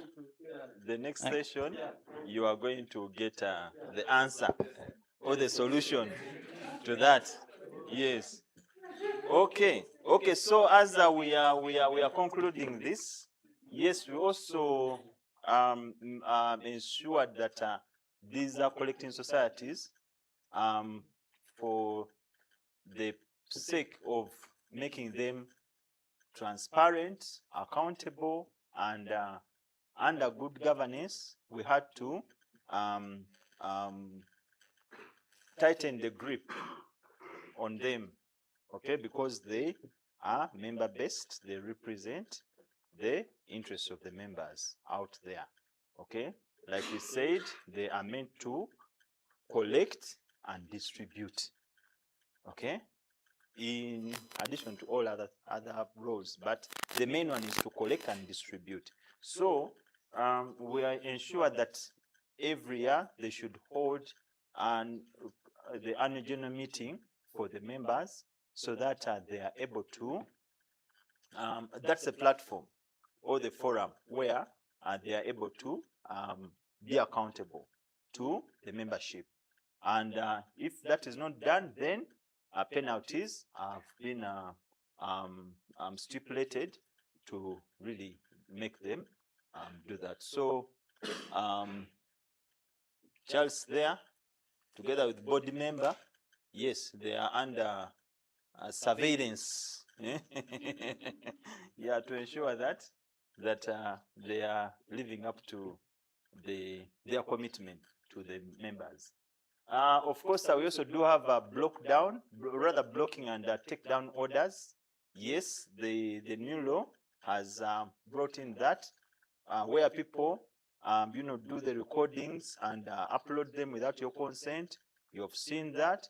You are free to order that the service provider to block or take down that infringing content.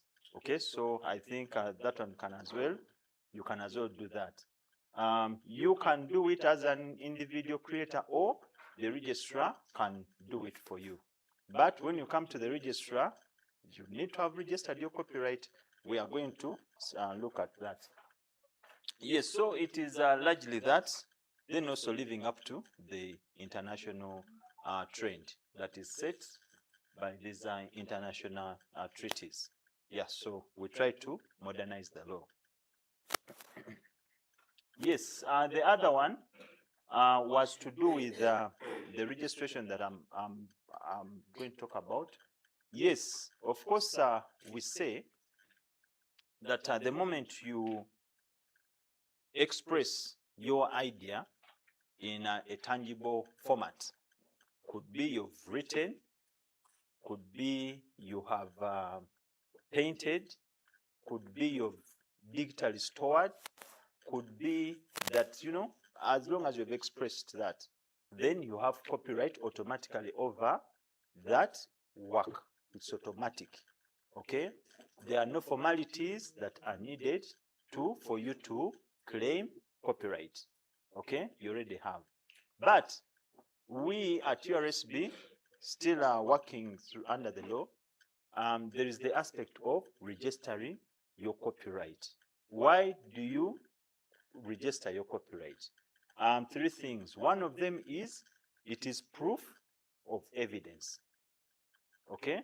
The second one is connecting the work with the author. The third one is when you register, it becomes a public record. So when issues come up like there's a dispute, yes, some disputes require that for the dispute to be easily resolved or resolved in a faster manner.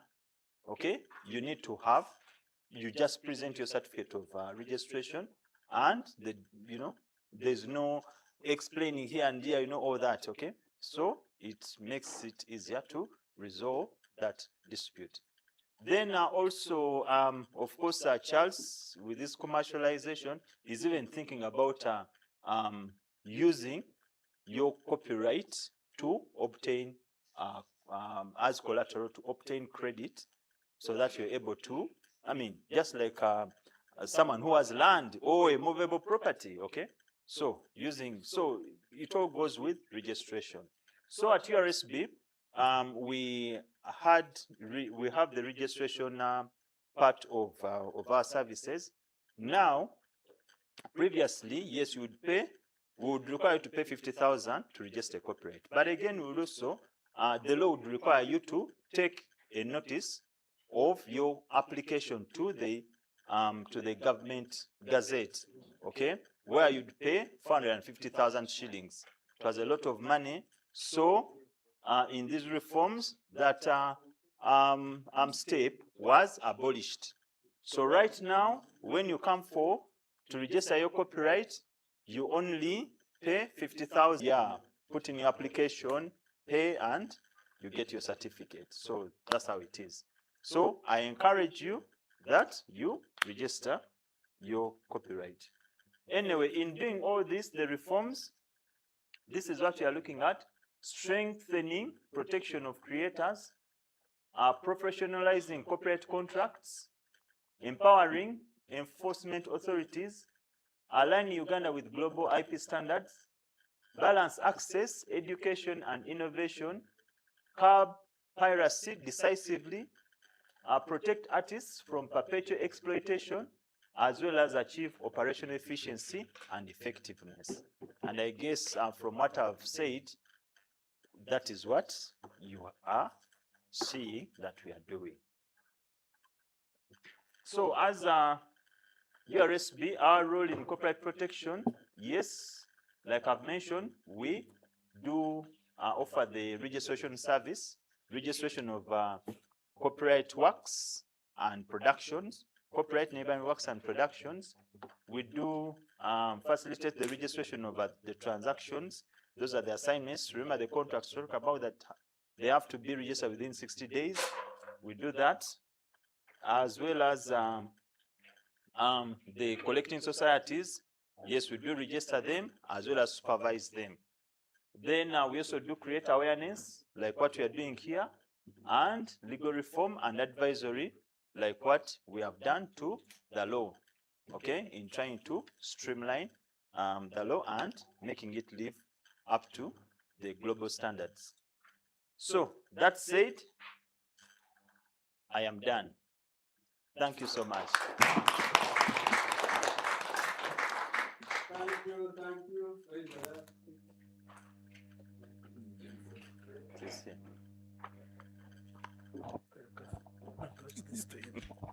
Thank you very much. Can you clap for him?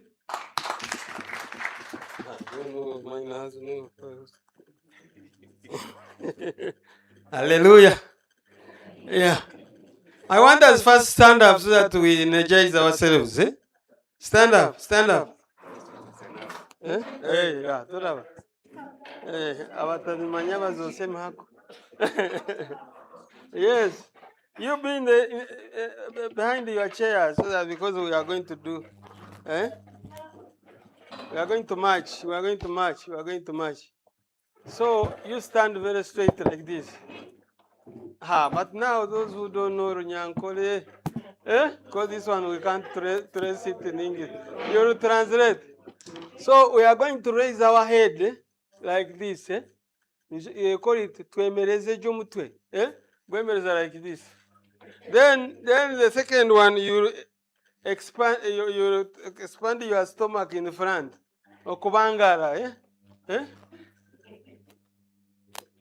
Okubanga, no kubanga. Then we will remove our legs. Whether you remain down or, and then you also move your hands. But it's in a song. I'm going to sing. Twemereze jomutwe echuba chibangare amaguru gagende nemikone nagwe twemereze jomutwe echuba chibangare amaguru gagende nemikone nagwe. Again, twemereze jomutwe echuba chibangare amaguru gagende nemikone. Again, twemereze jomutwe echifuba chibangare amaguru gagende nemikone nagwe. Mwewale. So I want to thank Ronald for what he has taken us through. And as he was concluding, he says many of the things were going to be spoken by Charles Batambuze on collective management. So can you join me to welcome Charles Batambuze? So Charles, you have 15 minutes because lunch is there.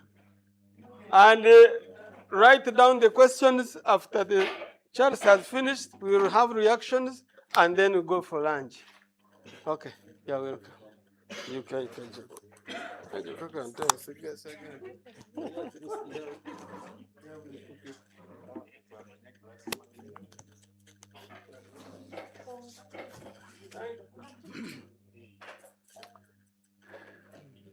Okay, I am the one standing between you and your lunch. I'll try my best. Let me begin. Professor had some leftover business. He said that Charles will tell you. It would also. This is too. They're always giving me assignments. But anyway, there is money for people that write and publish books, as well as musicians, filmmakers, and so on. That money is called the Creative Uganda Revolving Fund. If you're a writer that wants to access this money, you need to go to EBO Circle. That's where the money for Western Uganda has been put. So you should go there and inquire about the money.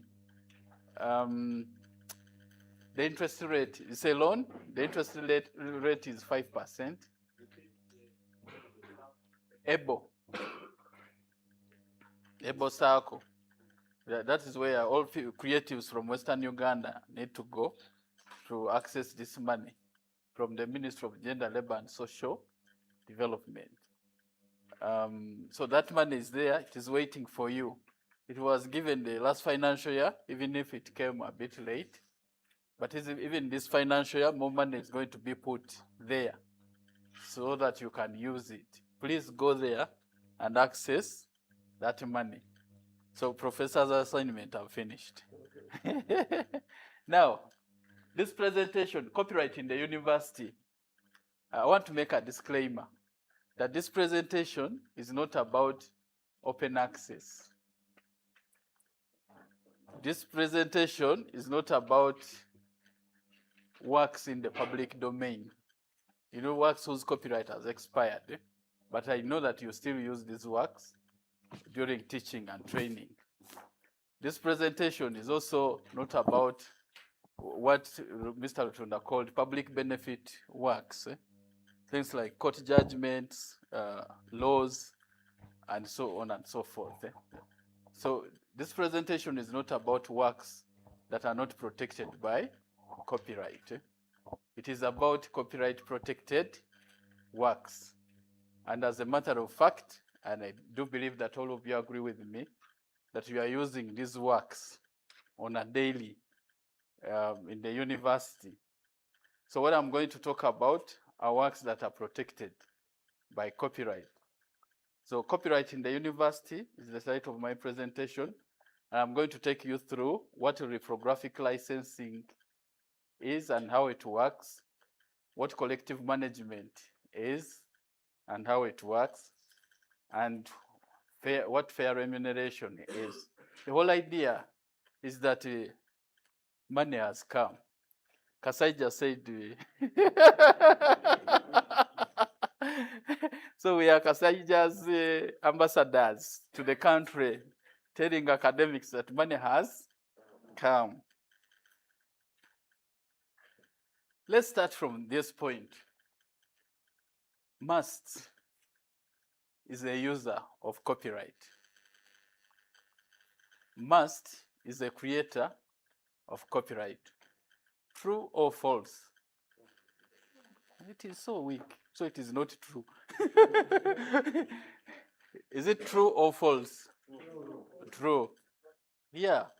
You are users, but also you are creators. And as users, you use those materials, textbooks and core reference books, academic journal articles and papers, course packs, and teaching compendiums, digital databases and online publication, research reports and theses. Must also creates materials. You are creating peer-reviewed books and textbooks, original scientific and humanities research, lecture notes, modules and manuals, institutional journals and monographs, scholarly monographs and innovation papers, and many other creative products. So we know from your experience that university education thrives on a continuous cycle of knowledge consumption and original creation. Imagine every time you are thinking about a lecture, you're creating notes, you're creating all these things. And at the end of the day, the university has this dual role of using and creating copyright. As an academic, or somebody who has written, who has been a creator. You also a user and a creator. You know, we are now coming from the broad spectrum of must to you, the individual academic that is present here.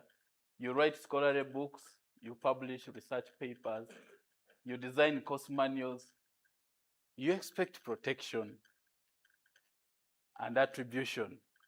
I know that many academics have been ending at those two, protection and attribution. And the protection that you'd always seek out for is protection for attribution, citation. You know that so and so used my work and they cited me.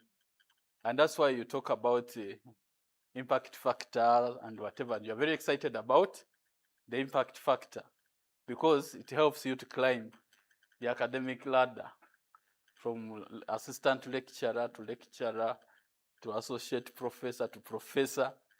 Beyond the professor, what rank is there? Okay. Now, the final part of that sentence, and royalty remuneration, is where most academics are missing or lacking. Those papers and the books and the publications that I've given you, that impact factor that made you rise through the ranks has not resulted into impact in your pocket. True or false? Why? How can it be that all these brilliant minds here are not earning from their works? How can it be? How can it be? How can it be that people that write for primary schools, people that write for secondary schools earn money? And yet, those of you that write for university earn nothing. So we are here today to change that, the course of history. The course of history for you. And you are lucky to be alive at this point because this is happening when you are here in the university and when you still have energy to write more. So as an academic, you use materials. You use photocopies of textbook chapters, scanned journal articles. Some of these materials, by the way, are born digital. Like I think she was talking about e-resources. And she confessed, this week, I've been a Reverend Father. I have listened to confessions. I've listened to confessions. So, the works are copied. In some places, students photocopy the entire book. I don't know whether that happens in mass or not. They scan now. Yes, yesterday we found out, actually this I found out long ago, that many students never go to the library, but they have access to the materials. How did they get those materials? It's the testimony was giving. How did you feel when you discovered that actually your book is one of the materials that the students have access to? Mixed feelings. Uh-huh. Yes. Mm-hmm. No money. So yeah, but we have indirectly made our lecturer Powara. Eh? Yes.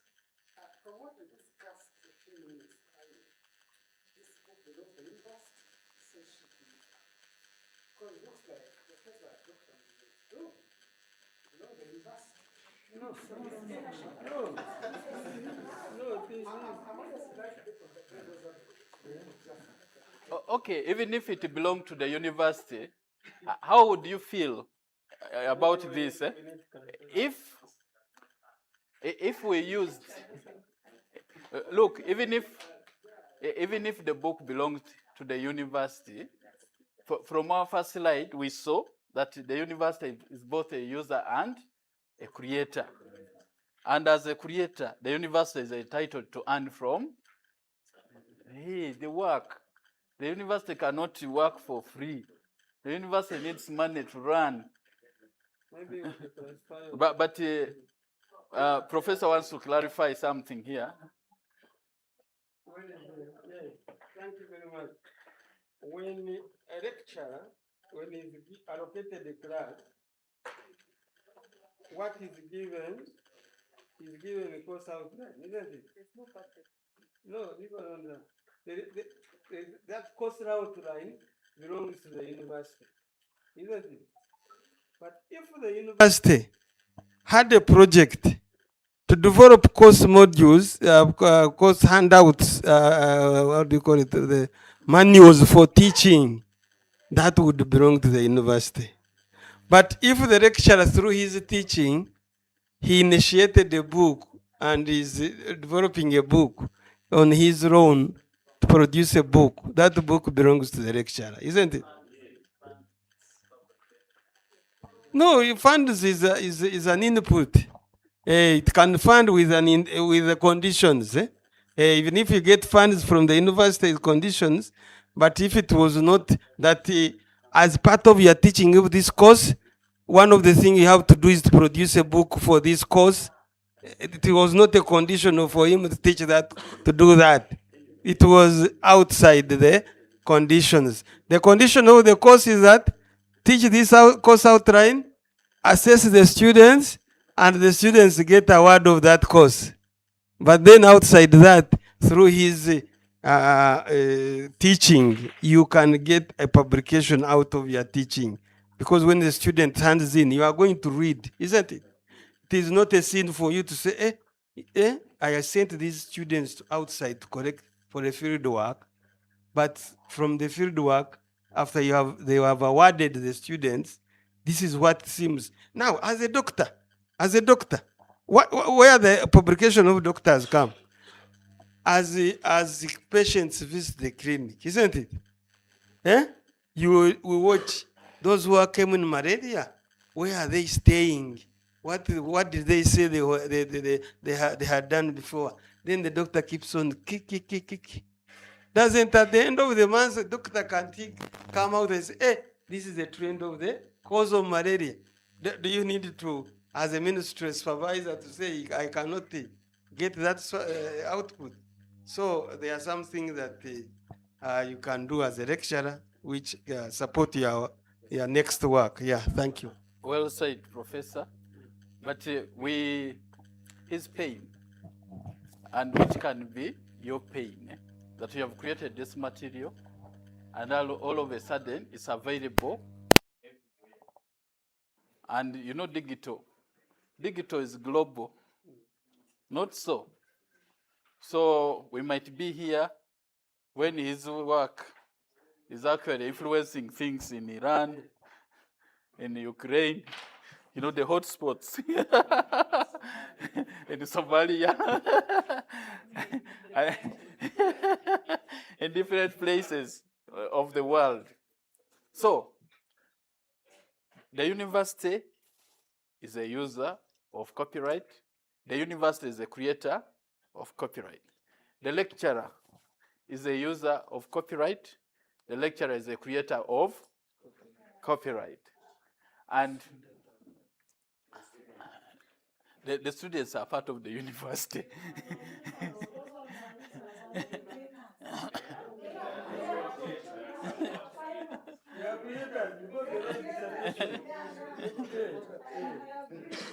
So, as a creator, you deserve protection, attribution, and royalty remuneration.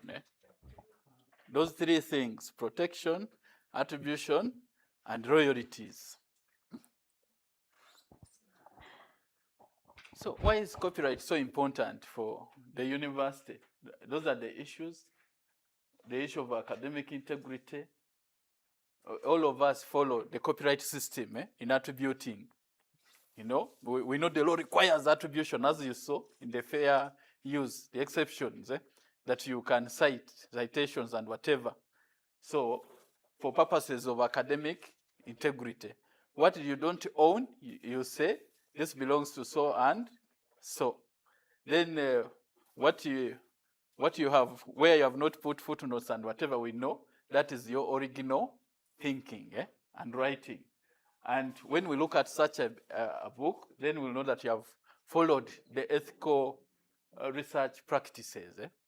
And nobody will knock at your door to say you have infringed what? Copyright.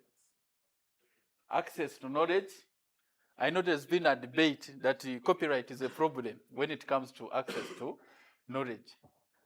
I'm here with the good news that copyright is not a problem. It does not stop access to knowledge. We only need to understand how to use the law in order to lawfully access the knowledge without infringing. Copyright compliance protects the university from legal exposure and institutional liability for copyright infringement. Seriously, what is happening and what has been happening is we have normalized infringement in a way. We have normalized it, and looking at the institution must, this is not said that must, he's doing it, but I'm explaining a point, but looking at the institution must, without us seeking authorization for use of works, we risk, there's that legal risk. We can make a lawyer Rutunda very rich from pursuing litigation against the university.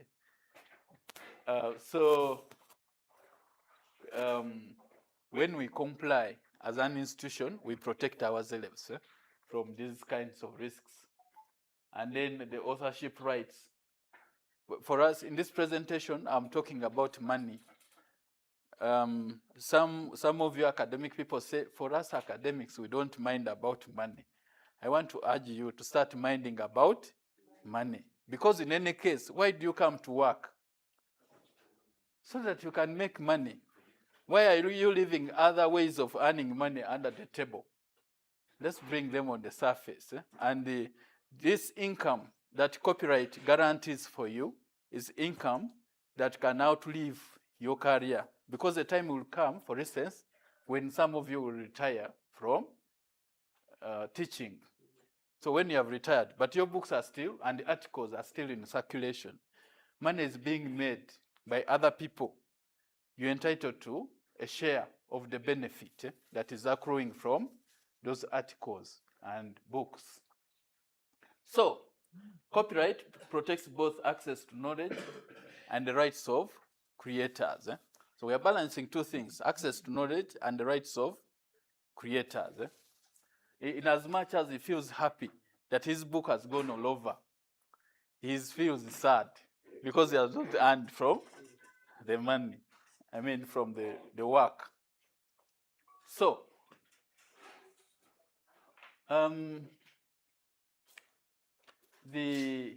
so we have the copyright law, as Mr. Lutunda has taken us through, what the provisions are, what those things mean, and so on. That is the framework under which the university can access teaching and learning materials. And some of the ways that this presentation is not about us stopping copying, because we cannot afford to stop what? Copying. This presentation is about lawful copying and remuneration to the creators. So we know students access materials through reprography. The understanding of reprography here is both the traditional reprography, analog, photocopying and whatever, but also the new, which is digital. So sharing, downloading, and so on and so forth. All that is there. The fourth step is the licensing. So the reprography that happens has to be licensed in order for it to be authorized, so that at the end of the day, the authors and publishers receive royalties. For you, the writers, we are not talking the language of money per se. We are saying you're entitled to royalties, and the royalties in a way are permanent. For as long as the work is still under copyright, you're entitled to royalties. For as long as the work is still under copyright, even if you have passed on, your estate is entitled to royalties. That is why those of you that follow entertainment, they say Michael Jackson is still earning and is the richest earning artist. He's even beating those who are still alive by far. Why? Because the copyright system works. Even in our country, the copyright system should work so that when you are gone, your children don't suffer. The people that inherit your estate continue to earn. We heard from Mr. Lutunda that copyright is property. It is like land. So in your will, you should write a will and pass over the rights to your successor so that they can continue to earn from them. From Lutunda's presentation, you saw that URSB registers copyright, they license collecting societies and enforce compliance. For us as URRO, we are set up to provide practical collective reprographic licensing solutions for institutional compliance in daily university operations. You see, if we are saying the university should be compliant, then there has to be a system that facilitates the university to be compliant. Otherwise, in the absence of the system, the university can never be compliant, and the writers can never receive royalties. Yeah, this is just to show you some of the ways through which reprography happens in the university. There is photocopying pages, chapters from published textbooks, scanning articles and book extracts for digital repositories, printing journal papers for distribution in lectures, preparing physical or digital course packs, stroke compendiums, reproducing research reference materials in libraries, digitizing excerpts for e-learning platforms, LMs, and so on. I would have added sharing on emails and WhatsApp, downloading. So all those are forms of copying. Some of the universities have those virtual learning systems. A virtual learning system, when I'm delivering the course on psychology, and we are using Dr. Justice's book, which is digital, and maybe I have 100 students, each one has a device. Those devices will copy from one copy, but it will be displayed on 100. Now that is copying. If we denied the 100 devices access, then each student would buy a copy. I want you to know that every time a copy of our work is made, it's a loss of sale by the author or the holder of the copyright. So every time a copy is made, there's a loss. Now, there shouldn't be a loss. It should be that every time a copy is made, the author gains royalties. The 5% rule, the new amendment has put a restriction on how much you can photocopy. You can photocopy up to 5%. Now, there's a challenge of photocopying up to 5%. If it is a 300 book, it is 5% of 300 pages. In 5 years, you can copy it. I know, 5% can be, it can be one chapter, it can be anything. Professors here, you know that when you give a coursework, most times the student need more than 5%. They need more than 5% to answer the coursework. So if they are to answer that coursework that requires more than 5%, where do they get the rest of the text? because the law permits copying 5%. I don't know when the librarian is sending, sharing the articles and whatever, what percentage of the work she's sharing? The entire journal. You can see why I've become a father.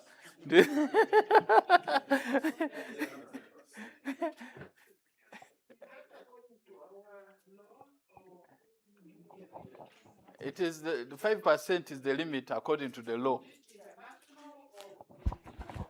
It is international. You need to read that, to look at the UK Copyright Act, you will see. Malawi, you will see. Ghana, you will see the limit on copying. Yeah, so the regulations are going to provide guidance. Members, can you listen? She asked a very important question. How do you determine the 5%? So URSB is working on regulations, and the regulations are going to provide guidance on what constitutes 5%. But just know that 5% is not enough content for a learner. Moreover, the law goes on to say every 3 months. So if you have copied 5%, you cannot go back tomorrow to copy another 5%. You have to wait for 3 months. 5 years you have to hold it. Because I calculated. No, 5 years. In 3 months, you get 5%. And in 1 year, there are 4 3 months. So you have 20% per year. And then but remember, every year the course materials are changing. Because every year the professor is giving a new list of books to read. You get every year, even every semester. Every semester the professor can come. Now for this semester, for this subject, these are the books that we are going to read. So again, you cannot, because if you are to copy in 5 years, the course, you will have failed already. They would have chased you. So what we need is to license reproduction so that we can give permissions for copying beyond 5%. So an institutional license provides legal certainty beyond statutory limits for essential teaching and research copying. But by the way, what we are talking about is not going to happen in Uganda only, but it has been happening for years elsewhere in other countries. Professor here has an experience, a testimony. When you went to photocopy a book, please give the testimony. Yeah, so South Africa is already very high in this. So when I was there my PhD was 2001, 2002, 2006 there. Okay, 2005. Now, one time there's a book I wanted, because for them they have a digital system that observes this. So I went and photocopied some pages. I kept the book. They took back the book in the shelves. And another time, because I knew that I'm not supposed to photocopy much, so I came in the same book. I photocopied the other chapter. So as I was nearly finishing the chapter, a lady who was seated in our office came to the photocopying machine. I said, hey, you have photocopied more than required. So there is a system that can be able to track. Those machines are registered, isn't it? These days you allow any commercial to bring the machine, but when it becomes a serious business, is that the machine that are within the premises will be having serial numbers. Even your phone, when you call somebody, knows where you are located, and therefore whatever you do with it, you will know that a book ABCD has been scanned at this place. So it is a very easy way to monitor who has photocopied, who have scanned, who have digitized the material. So I had to stop where I had done. I took only part of that book. So it is That's how, because he had already had already brought the idea that time. No, that time he was, actually that time, this man was more of access, access to information. Even he wanted to form a cooperation with other, other institutions. But now, one time when I was in Nairobi, so somebody said, well, how is Charles? And I say he's there with URRO. I said, that man, you mean URRO took place? He said when he came to that network of the URROs of the all the countries with he said for him he was against access. But now he was preached and he turned, and that's how he convinced some of us. So that is a testimony I can give. Okay, you can. Thank you, Professor. We are moving systematically. The only way we can make writing and publishing sustainable in Uganda is by implementing the Copyright Act. And all of us are going to be partners in this whole process of implementation. And you have seen, all of you as writers, you want protection, you want attribution, you should get money, you should get paid, you should get royalties for your works. So, how does URRO then support institutions to achieve permissions for copying? We issue what is called a blanket license. This license represents thousands of authors and publishers. And it's a blanket license, so it covers, the works under URRO. And the university can use it to access material. How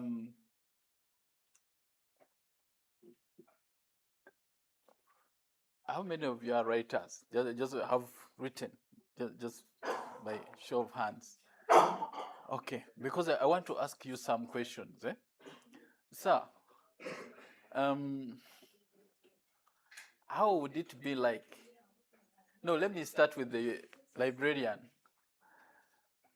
How many titles do you have in your library collection?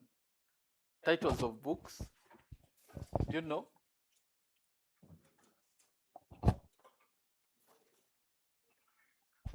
Titles of books, not volumes. Titles. You have no idea.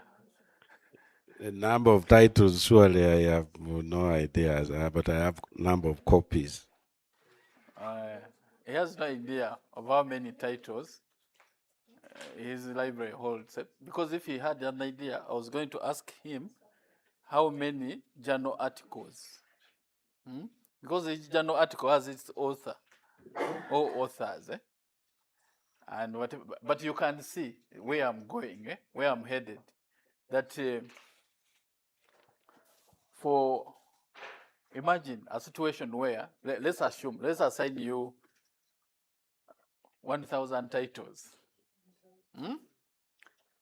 If you were to look for permission to copy those works, the law requires that you write to each of the copyright owners. And for a book or a journal, there are two types of copyright owners. There is the author, there is also the publisher. So you write to the author as well as write to the publisher to seek authorization so that you can reproduce the work. How long would it take for the library to process permission from 1,000 titles? How long would it take? Not ages. It is impossible. It is what? Impossible. Instead, the library will choose the route of infringement, which is against the law.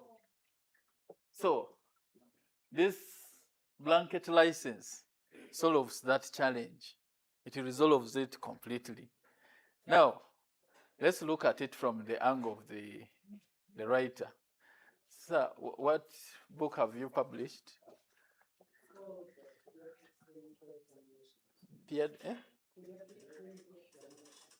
Okay. It is for targeting which?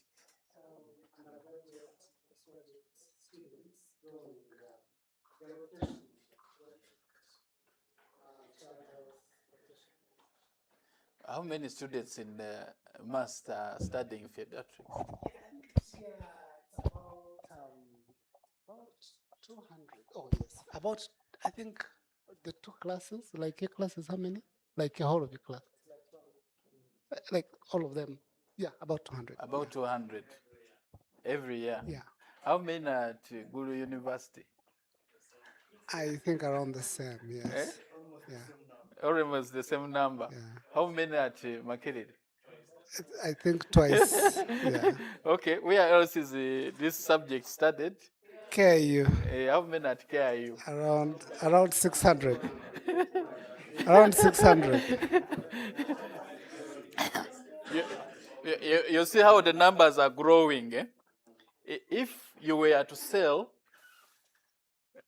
I mean, if each of those students were to buy a copy, you would smile all the way to the bank. Yes. You would be the happiest person ever. But the university librarian will put in an order for, like what? How many copies? Last set of maybe 20 started. Maybe you should tell me. 10. So 10. Yeah. Must where the lecturer and the author is buying 10 copies. But this is a class of 200 students.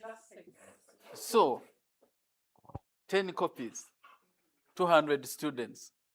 So it means at any one time, 10 students can have access to the book. Everything. Now they are 190. Where do they get the material in the book? Eh? Yeah, some photocopy does it well. They copy. Yeah. Yeah, they have to copy the book because the library is not giving them enough. And it's difficult. By the way, there's nowhere in the world where the ratio of textbook to student is 1 to 1. So, world over, that's why the business of photocopier became very serious. Eh? In those days. Now we are digitally copying. Every student has a nice smartphone that they can use to copy, but also read the material. Yes.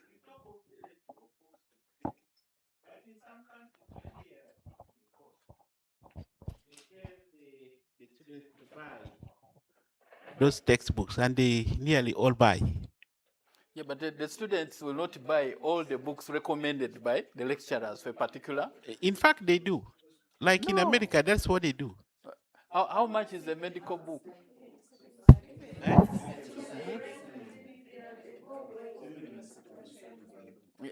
You see, sir, just the price. No, I studied there. I know what goes on, and I'm telling you the truth. I know, but I'm also telling you what I know.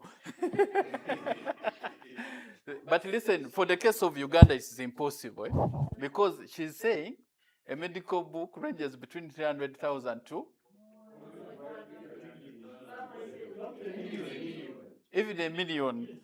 So if we were to require these students, how would you feel if they told you this whatever 300,000, you bring a book of 2 million also, and this one? How would you feel? Education would become. But there expensive. you get even some at $100 or $150, and you buy. So, members, I'm still with that author there. Author, basically, what the law requires, what the law, the exceptions in fair use require that if the students are to copy your book, first they must observe the 5%, but two, that each student copies for themselves. As this lecturer cannot say, now let me take this book to the photocopier and they make 200 copies. That will be a violation of copyright. Now, if each student were to go to the photocopier, first they need permission from you. And these are good students. So they will call the writer and say, sir, give us permission to copy your book. How many calls can you handle in a day? Oh, no, not many, not many. And how much would you charge a KIU student? How much will you charge Makerere? Must student? These ones of must overgondezamu because they are your students. And all the other universities. I'm showing you that the system of getting permissions from individual authors and publishers is inefficient and actually encourages non-compliance with the law. Because what will happen in this case, the students will give up calling because they will stop picking his phone and even switch it off. So they stop calling and instead resort to infringement because they need to answer the coursework, they need to graduate. Okay? So the URRO license, that blanket license which we want to partner with the universities to put in place is a blanket license. Already I said it covers a lot of works under it. So it's one license and it covers 12 months. That's why Mr. Lutunda was saying, when you have permission to reproduce for 1 year, at the end of that period, you come back again and renew the permission. So the renewal, but also the starting point, when we license, you pay some money. That money that is paid is what we collect and distribute as royalties to the writers and publishers. In fact, that is the money that we want you to smile all the way to the bank with. We want to call you one day, even we can come to Mbarara and to distribute royalties to writers. So it's one license, it's one fee. She said that a medical book is between 300,000 to a million plus. The license that enables you to access so many books. Later on, we'll see which books actually are under the license. Will cost each student about 30,000 a year. And that money will be collected and it will be given to you as writers and publishers of books. Already, we have received some money for royalties. We also receive money for royalties from abroad. Some of you are very big people. They know you in academic circles everywhere.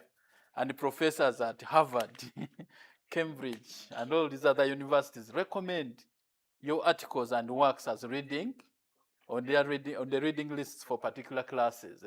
And these materials are copied. When they are copied, ideally, every time a copying happens, you should earn. But you have not been earning. The reason you have not been earning is because the URRO system, URRO, the organization, had not reached out to you so that you can become members. So that when money is collected anywhere in the world, it is sent to URRO. And URRO will call you, please come for your check. Or give us your account so that we can transfer this money. This money is real. It's not, it's not that it's not there, it is for real. Money that is collected locally and money that is collected for you globally. Yes.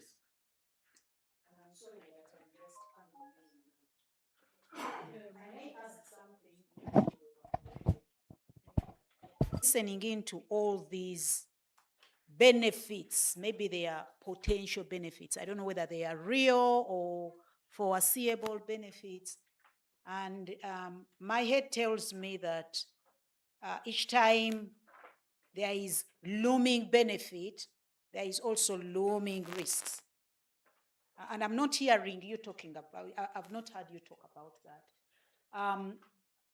Is it possible that there are also some underlying risks which we need to hear about so that it's not just this money is real, this money is there. The money is there, you guys, let's write books. But I also want to hear about the negative side of Okay, things. we are going to, when he finishes, if he has not covered, we will have questions. But for purposes of time, For purposes of time, let me continue. continue. Okay, so um,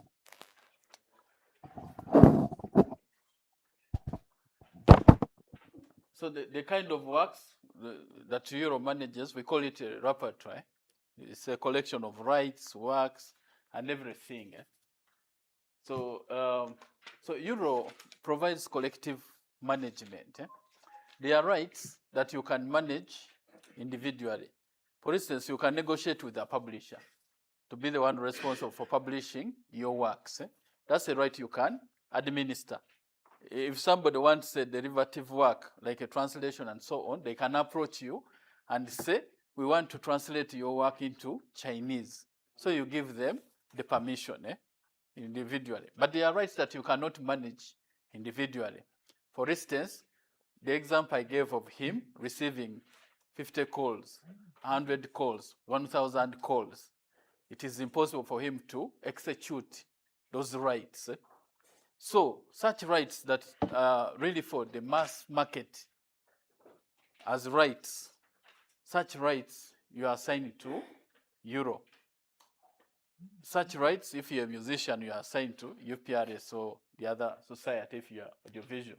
So we provide collective, that's why it's collective. Many writers give us the mandate to manage these rights. So collectively, we work together to ensure that our rights are protected, our rights are licensed, money is collected, and royalties are distributed. That's why it's collective management of copyright. So the kind of works that we have under URRO, Ugandan works, local academic books, articles, reports, and textbooks registered with URRO.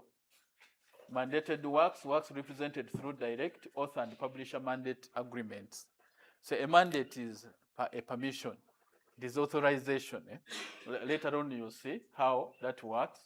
Reciprocal agreements. We sign reciprocal agreements with other countries. Many countries in Africa now have a collecting society for reprography. They have a collecting society for music and so on. So we sign agreements with those societies so that they can protect your rights in those countries because they are obligated under the agreement we have signed with them. Equally, the works that you have here from the UK, from US, from Kenya, from Nigeria, South Africa, and so on, those works are equally protected by us so that there is no infringement and all that kind of thing. So those works are part of our repertoire. Then it's statutory beneficiaries. The current law says that we collect and distribute royalties to our members and beneficiaries entitled to the royalties, people that hold copyright in those works that might not necessarily be our members. So what it means is that URRO actually covers all the works that you can think of that you have available in this university. So when you get our license, no other person will come around to say, why are you infringing my copyright? If they come with a claim, you say, for us, we have the license, go to URRO, you out. So clear. In fact, Justus is a member of the board of URRO. Justus's life is between freedom and prison. It's between freedom and prison. If there is mismanagement in the CMO, the regulator will take us on. And this the law, they have introduced fines and the prison terms. The fine is 50 million Uganda shillings, all 10 years in prison, just for being on the executive committee of a collecting society like URRO, and if there is mismanagement and all those other things that go with. Why did the government do that? To ensure that members' works, I mean, royalties are well protected. So every year we are supposed to account. The regulator visits us on a quarterly basis. They also do spot checks. And when they come to office, they will ask to look at anything. They can ask to look at the bank statement. They can ask to look at books of accounts. They can ask to look at staff, whatever they might want to check to see that the organization is running well. And when we collect money, actually we report to them on a monthly basis how much money has been collected, where it is coming from, who it is meant for, when it is going to be distributed.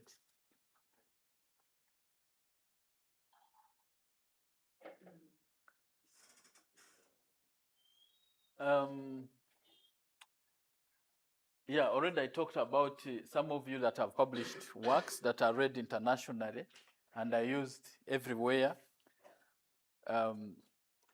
Every copying that happens in Canada, every copying that happens in South Africa or wherever, you are supposed to earn an income from the collective management system. So this money should be coming to you regularly, but it has not been coming. So that has to end. This is just to show you that when we do the international agreements, reciprocal agreements, as Uganda, we're supposed to collect money and remit to international authors and publishers. Likewise, when they do collection, they are supposed to collect and remit to us. So that we call you one day and say, your book, you have royalties from the UK, you have royalties from Norway, you have royalties from China. So those calls should begin to come through once this system begins to work well. Now, about the international royalty flow, there was a concern. Somebody said that, this was a conversation of Africans versus Europeans and Americans. The Africans, we said, most of the materials used in our higher institutions of learning are from the West. So how can the moment you are using foreign knowledge, foreign materials, and yet we need to localize education so that our young people can solve local challenges? Yes, properly. So we will keep the money we collect for the UK and so on and give it to you as grants, but they will send what they collect for you. Law is 50,000. The mandate or that agreement that you sign with us, again, the amendment requires, the copyright law requires, if you can join this partnership. This URRO license, now let me go back to the issue of licensing. Licensing a university in order to copy is very important. We license, you pay the license fee, the amount, and then that amount is what we distribute as royalties to the members. It's a very important license because it gives you protection legally. Instead of people coming to sue the university for infringement of copyright, wherever that happens, you just refer them to URRO, because that license is like your insurance. It is insurance, it covers you, but it's much more than insurance because it enables you to access learning materials as an institution. So, for most academics, your life has been that I have published. Because on your CVs, even you put, I am a published author. These are the articles in the high impact journals. These are the book chapters. You have like 10 pages of publications. So you have been stopping at publication. So we are here today to say, we want you to this journey of writing and publishing to be more than publication, so that you don't stop at publication, but later on you give a testimony in church that for the first time in many years, they called me for a royalty check my brother. For the first time in many years, they called me for a royalty check, and even I've wrote the 10% for.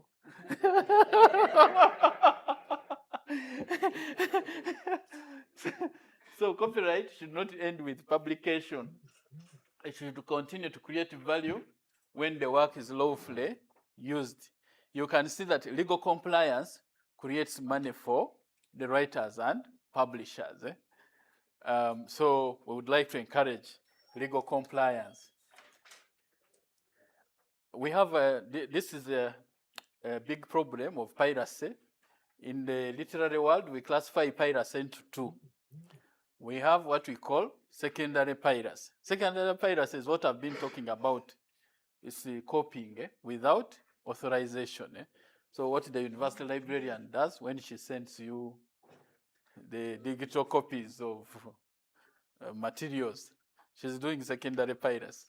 What the students do when they go to the library and scan the book on their phone and then share in their groups, that is secondary piracy. Or what people used to do traditionally, they take the book to the photocopier. So whoever goes there, you pay your money and they photocopy for you. That is secondary piracy.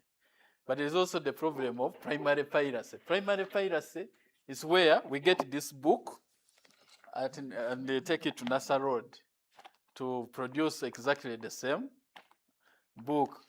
And then we come to must and tell the librarian, this book is actually 20,000. Then the librarian is looking at Magara's price list, which is 50,000. So she'll buy this one of 20,000. By the time Magara,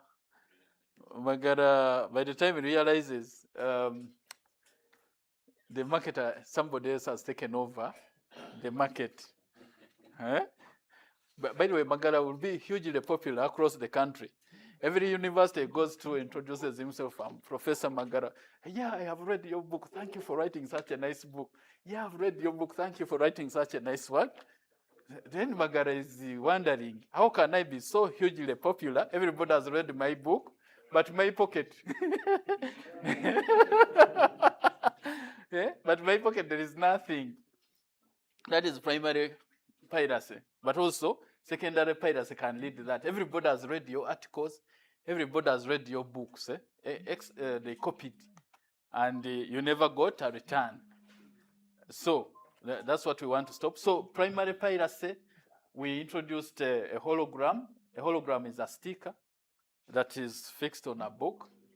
And that hologram, we sell it to publishers, writers, and so on at 200 shillings per hologram. And it is supposed to tell you, as a parent, when the teachers send you to buy books from a bookshop, from Mandit, you can look out for books that have the URRO hologram. That means that book is authentic, it's from one authentic source. So when you pay that 20,000 or 30,000, you know that it's going to fund the entire value chain. The editor will get, the illustrator will get, the book designer will get, everybody will benefit from that money. And that it will also get. Otherwise, without, then there's a problem. So the seal is there.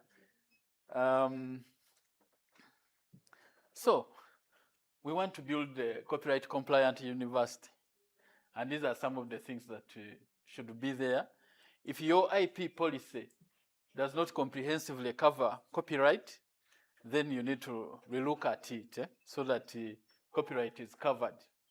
Two, we'll need the focal person within MUST, who we talk to regularly on issues of compliance, how are things, and so on. What else do you need to know? What kind of training? Which people can we bring to MUST so that the academic community there can fully grasp this subject? So that focal person, important. You need the URRO reprographic license so that we authorize the copying that happens at the university. The library will need to provide guidelines and so on so that the students and the academic staff know how to use copyright protected works. The staff, we are happy you came for this first sensitization. We'll come back again to sensitize you. The students, some of them are here, but the students need to know how to work around copyright protected works. Those of you that have written, you need to join URRO. The people that procure books, they need to procure books from authentic sources. So we want the copyright system to work. We want to implement the law. All of us have made these speeches that the bad thing with Uganda is we have good laws, but they are never implemented. Whose responsibility is it to implement? All of us. So that is that. I want to finish there, that access to knowledge must not mean loss of value for the creator. So all those things, license, join URRO, and so on. That's our email. Our office is at the National Theatre in Kampala. I thank you very much. So can you add in a class? Who teaches physics here? Eh? Oh, eh? There is Miraj. You know Miraj? Eh? So when you are going on a road, it is long. So you see, like Let me sit here. you see it is becoming small, but you see some things as if it is water there. So the question that the doubt that you have, there is some money, you are already seeing it, But as you move, I don't know whether you have seen it. As you reach, you move towards what you have seen, you've been seeing small, it does what? It expands, and the waterless place that you have seen it clears. So thank you very much, Charles, for leading us to that. We hope that all of the stakeholders will capture what you have said, and will be able to to take on what you have requested for us. Thank you very much. So we are coming to the end of our business here. Wow, you still wanted us in Mbarara. We are going into now questions. Wait, we are going into questions. So Doreen, are you ready? So we are going to handle this session. If there is somebody who is going to close, the function should be near immediately we finish. I don't know. Yes, I think the VC wanted, should have been better he be part of this. So we are going for questions and way forward, isn't it? I'm going to handle that session like this. I have three areas. One is that what is it that you have learned and you are taking home for this discussion from morning, so that we don't need we take something that you have learned and you think it is important for you, it is important for the country, it is important for the university and for the community. Yes. Who is moving the microphone? Hey, where is this boy? Okay, I can move it myself. I hope it is on. Yes. Before we ask questions, we want to see what have you. Yes? Yes. Don't ask questions now. We want, Yes. Thank you, Professor Magara. So, to me, what I have learned from this function, I have learned what a copyright is, and now I can differentiate what the difference. I can differentiate between copyright and the enabling right. At least I know that I have to respect someone's document and someone's work. If it's not my original work, I have to respect someone who has formulated it and published it. Okay, clap for him. Yes, yes. What have you learned from the all morning, from the VC's speech up to now?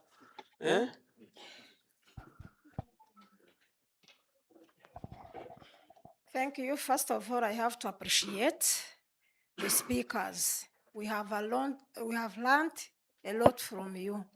What I've learned today, or what I've known today, I didn't know that you were giving support to people who are writing. So I'm sure many of us, so many people from here, they are going to start writing since they know that there is support behind that. Okay. Thank you. Thank you very much. Any other? Yes, give it to him. Thank you so much. I compared actually what we have learned here, like what happened with this time round with our methods, the methods that are always at home. You know, we used to cut iron sheets and they would be left there. But now people came, started collecting them, and they're making wonderful things. Yes. So this copyright thing, I thought it is just there for granted. That it is actually a gold mine, only that we have not been exploiting it. Okay. So I've learned a lot that we need to actually further it more, and we sensitize more people, and we have this resource really utilized. Thank you. They say the stone which was thrown away was made what? That's very good. I honestly agree that I'm also very surprised that actually our intellectual work is such a gold mine. I think I've been seeing it in terms of charity, to be honest with you, all this. And I think really, but I think what I've learned, I think in a nutshell, is that you can get a balance between access to knowledge and creative work and also income income for the person who creates the work. Yeah. Okay, that's good. Any other? I have one here. Yes. You already have a microphone. What I see is that the government and universities are getting more serious with copyright law, and we need to abide by them. Okay. But the concern is, what do you foresee in the implementation of this copyright law? So you have gone to the second set of questions. You can reserve it. You can reserve it. We first finish the first part, but you remind me. Thank you, our today's facilitators. What I've learned is that we are trying to promote our local writers, and in the near future, we don't see ourselves depending on the Western writers. So once this is taken up, African writers are the way to go. Thank you. We are promoting local writers. Yes, any other? Okay. Can you clap for yourselves? Now we are going to a very serious one. Because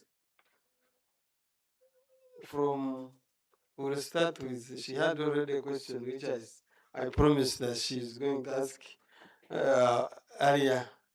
Now we are going to the question, where do you see what the package we have given, there is a gap and something that need to be clarified by the presenters, and or something which is not clear that you need to get more and more clarity before we leave this place? Yes. You had a microphone there. Thank you very much, our presenters. So my presenters write those questions, yes? For me personally, I still didn't see a clear path on how we can commercialize this writing and knowledge and whatever we've put out. I still feel like the framework is not very protective. I did not hear how you can prevent, in our Ugandan setting for sure, people will always share these things. So while it is looking more structured from the URRO's eye, I don't think it's very practical as people who are dealing, for us who are with the students, we know what they are doing and what they are doing. So seeing it from their angle of commercializing this thing, it's still, the framework is still not yet very solid. Framework of implementation. Yeah. That's very good. Can you re-echo your question?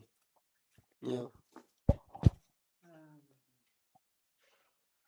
I think mine was can increase the volume. It is on. Yes, yeah. So I wanted to hear from you. Do you see any risks? And if so, What are those risks so that we should be aware of them? Okay. Yeah, because I think mine kind of rubs shoulders with what she's saying. Yeah, Okay. it all seems to be good, rosy, but at the back of my mind, there are things which are not very clear. Okay. So, Charles, we are on this. Thank you so much. Please, my question goes like this. Thank you, the last presenter. In terms of journal article publication, there's always an agreement between an author and the publisher where they will issue you a license or they will ask you, what type of publication are you going for? They have the one they call subscription and open access. And as soon as you choose open access, it is as good as you're telling the publisher that you have given the license for people to reproduce that work. So please, how do you handle this? Because in case I come to register, I'll be expecting to get something from my publication. I hope that will not infringe the publisher's rights. Then secondly, if I opt to register with you and pay those money because I have some articles, at the end of the year, and I didn't get anything in return, how do I account for that? Thank you so much. Okay. Do the publishers, do you sign the publishers agreement that for access, isn't it? Open access, does it mean duplication? So okay is going to answer. Yeah, thank you. I think I just wanted a little bit more clarity about the authorship journey. I did not hear us talk about the ISSBN, something like that. Yeah, and where and when is the best time to get the publisher in your journey? And yes, I also wanted to know whether that URRO is also involving the journals, or it's only textbooks, or it also includes journals. Thank you. Okay.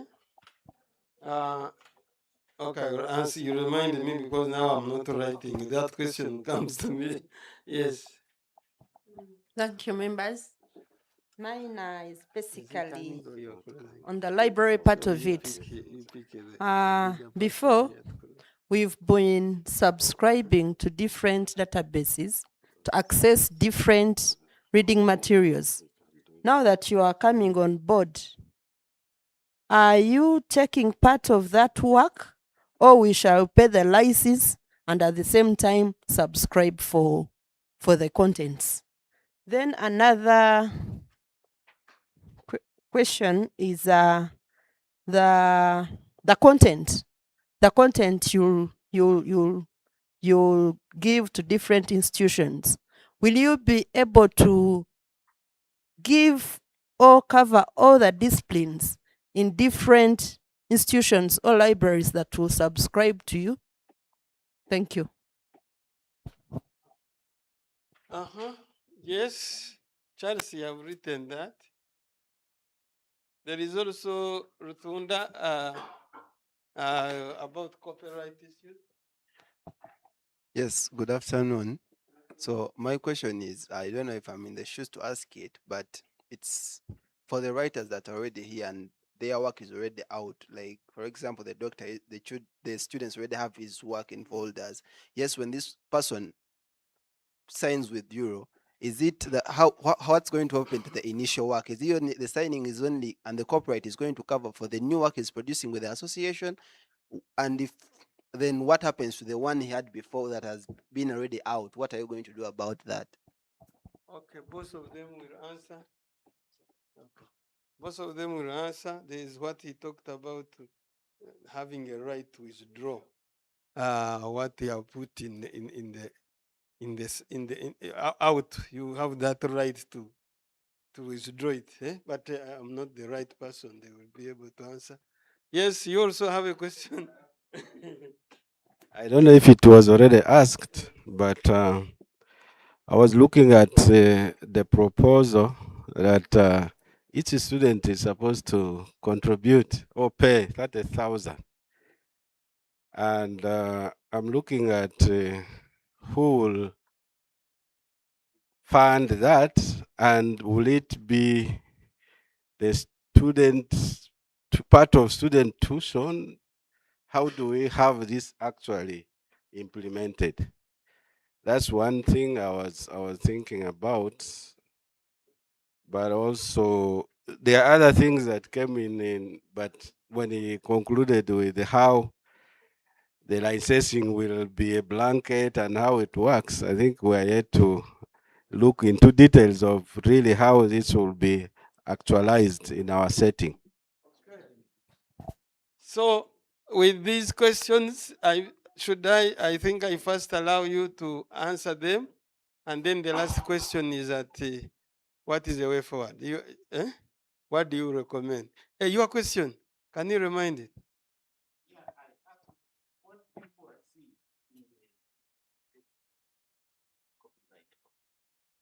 Yes, that's what we are going there now. After they have answered, if we go there, then they will not answer. So can I allow? My question was about at what level do you get about ISBN? So ISBN can be acquired by the author or by the publisher, depending on your working relationship with the publisher. So it is important that you get the ISBN when the work is going into the production process, because that's what it is part of the, you have already edited your work, you have already what, and because ISBN has a design, it has to be on in the work, on the verso page and on the back of the page. So you need to have it in advance before the typesetting and the design. But depending on your relationship with the publisher, one of you has, but automatically publishers are responsible, because they get your number. There is a way how they cluster your books. When you give in your book as an author, you will find that your numbers, even when you have published from somewhere, there is a way how those codes connect to you. So, okay, the purpose of the ICBN, Charles, you want to talk about it, is to help you identify the book in saturation.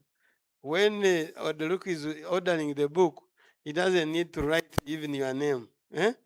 He will just write that number and the book is accessed everywhere. Hey, that is its purpose. So let us allow, we start with this, the policy issue.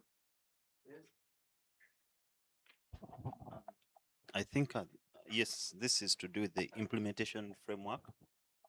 That's what you're asking. Yes, of course, like we see the law, it has the rights, it has the administrator, that's the Register of Copyright. It has the enforcement part, okay, which has the court system, the civil court, the criminal courts, okay.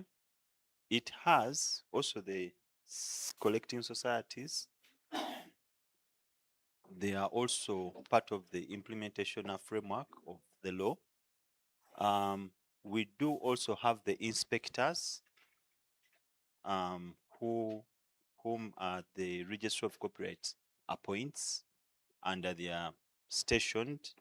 Well, the registrar can as well recruit copyright inspectors in the structure of at URSB, or the collecting societies are allowed, can as well recommend from their staff those to be appointed copyright inspectors, and he knows it better.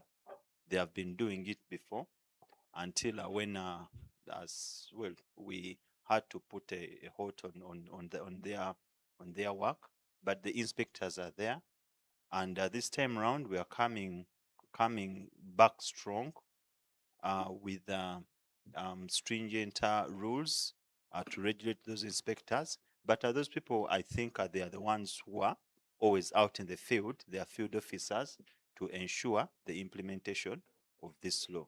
So the implementation framework is really, it is really, what should I say? It is firm. It is firm to ensure that the law is fully implemented. You asked the question. Hello. You are not attentive, yet you ask the question. Doctor, you are not attentive, yet you ask the question. Yes. So I've already said it that the law already has a mechanism to implement the law, starting from the registry of copyright, okay, with that structure where I'm coming from, the department. We do have the collecting societies. They are also there. They also participate in the implementation. We do have the courts of law, the civil courts. You can go civil, like what Silva kind of did. You can still go criminal, okay? Report cases to court, and action is taken to enforce your rights. Inspectors are also there, okay, who we take as field officers to be on a lookout on who is infringing, rights of basically the inspectors are attached to the collecting society. Okay, so they are sent out by the collecting society, much as it is the registry of copyright who appoints them, and but they are part of the collecting society. Yeah, so that's how the implementation framework is. Yes. Any question? You have a mic. If they are conversant with some of these things, because I remember, like, is it a GMO hit a snag because of that? I think the judges were the GMO, genetically modified. I think the judges were not well conversant with some of this. So is it going to be a problem to the system? Are they conversant or? But we have seen Silva Kayondo's case when the court wasn't the court able to rule in the right direction. Yeah, so they are on board. The judiciary is on board. Yes, and also, like I also stated, even as the registrars, we have been empowered to hear disputes. We hear and make orders, and as well ensure enforcement of those orders. So, Yes. Yes, thank you very much, Charles. You have many of them. Yes. We want to run the way forward. Members, thank you very much for the questions and also the earlier comments. One, let me start with the ISBN. In addition to what Professor provided, of course, it's used for trade in books, but from our angle of URRO, we use it for tracking royalties. So wherever your money is collected in any part of the world, they'll quote the ISBN or ISSN so that money can come to the rightful beneficiary. Otherwise, if they were to use names, then we would have contests. So Tumwesije Enos, which one? Which Tumwesije Enos? It would be difficult. So that's why it is important that as you publish, ensure that this is part of metadata.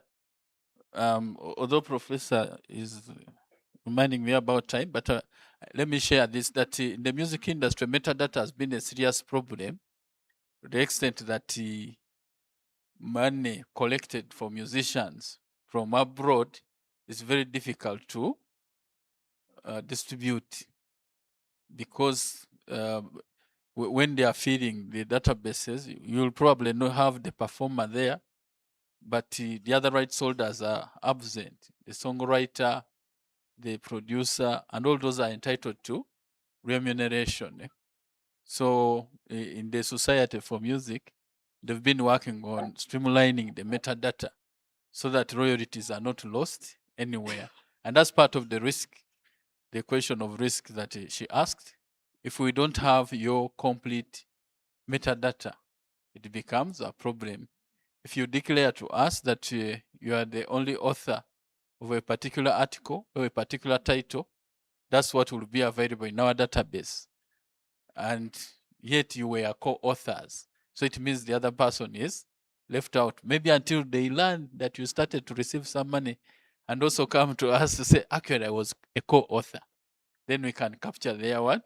Their details. So as you fill our mandate forms and whatever, let us ensure that you give us complete information of including next of kins, so that if you happen to go, God forbid, we're able to follow up so that royalties can be channeled to the rightful beneficiaries. Somebody said that there is no clear path on how these rights are going to be commercialized. Yeah, maybe we needed to explain some more on how collective licensing is actually done, but at least the path is the users that include universities and all other people take up a license. The license is paid for, and the money collected from the license fees is distributed as royalties to the beneficiaries. How do we establish which works were copied in a particular year? There are systems already, because this is not just starting.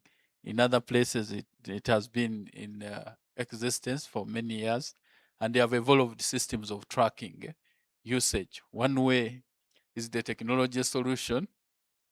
Some of you heard about the copyright management system of Eddie Kenzo. That copyright management system is supposed to cover all works, but it is beginning with the music. So for music, they will put devices. They will plant devices in places where music, public places that play music, so that they can track the songs. The science team will later on, of the president, State House, will later on work on how to assist us in the literary field, so that we can track copying at campus, copying out of campus, and all sorts of places. But for now, there are ways. Every year, the same collecting society like ours is supposed to undertake a survey to establish which works have been copied, so that when you are distributing, we are actually distributing to the people whose works were copied.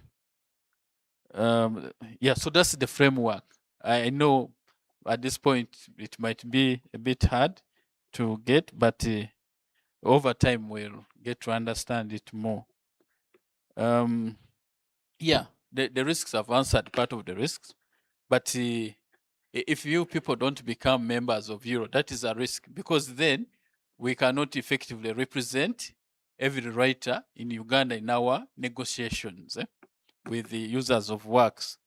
Or yeah, the issue of licenses, we expect that institutions respond quickly, so that we can set up a way of how this money is going to be collected, and we have broad discussions.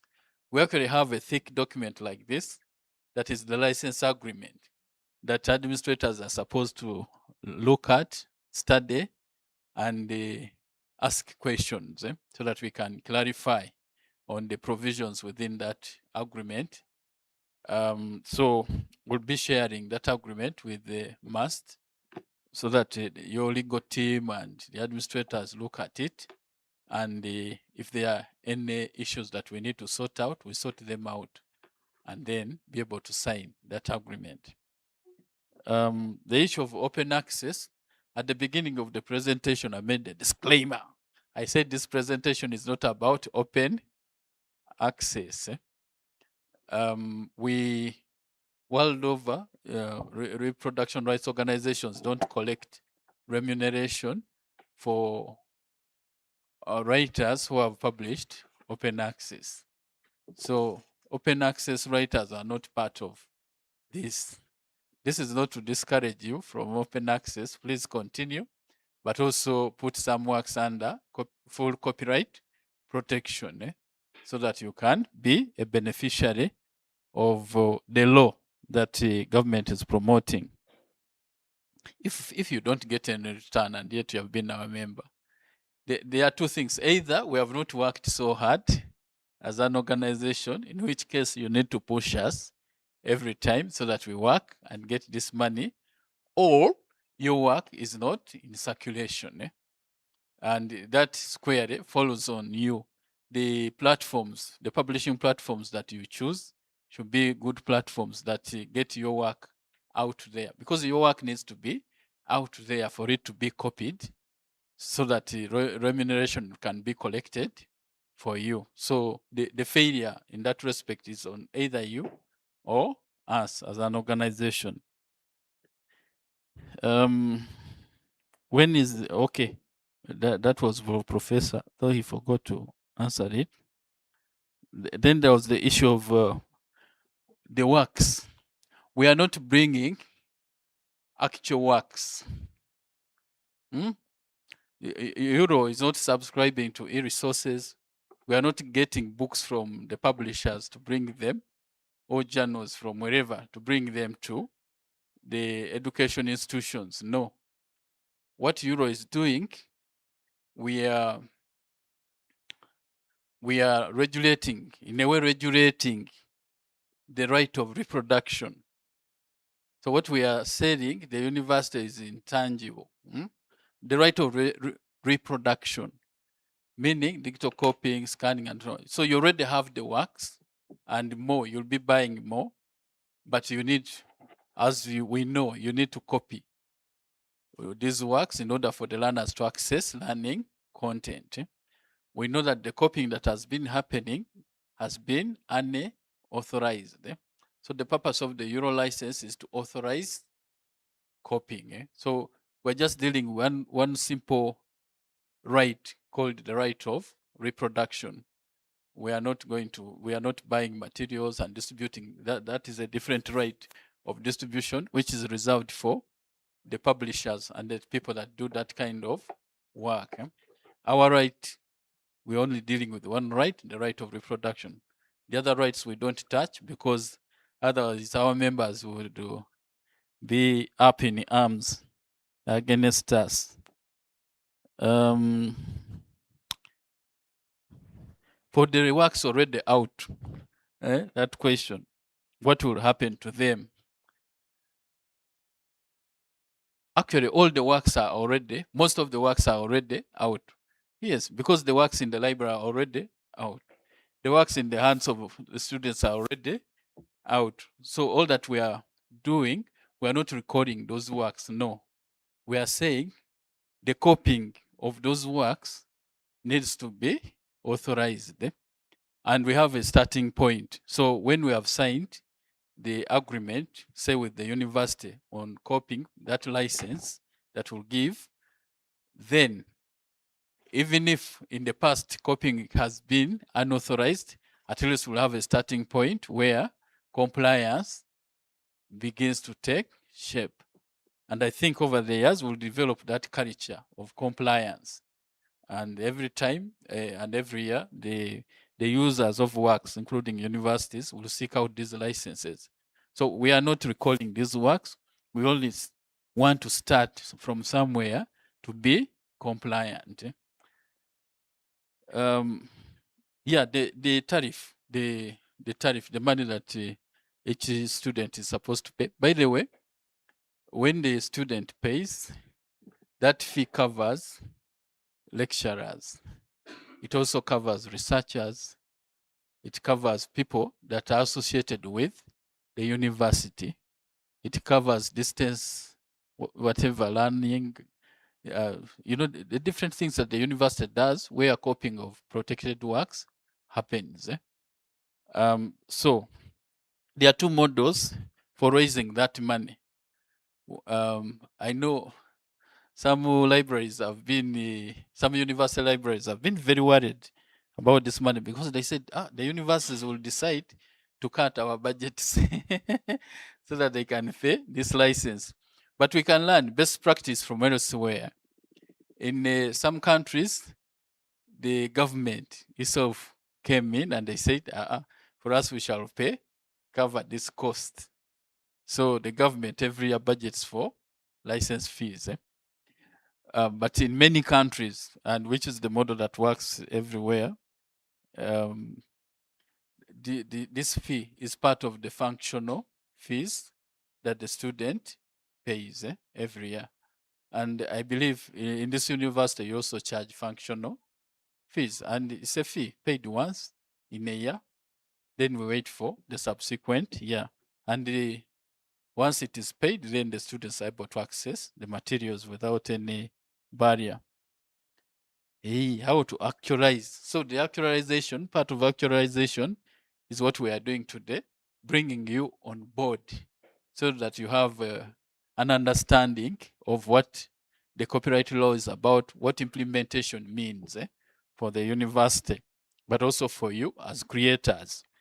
And also part of actualization is when we bring the license agreement to be studied by your legal officers, and we agree on the terms, and then begin rolling out these licenses. So once we sign the agreement and the fees are paid, so the process begins. Then what remains is these directors of URRO who are supposed to come up with a distribution policy.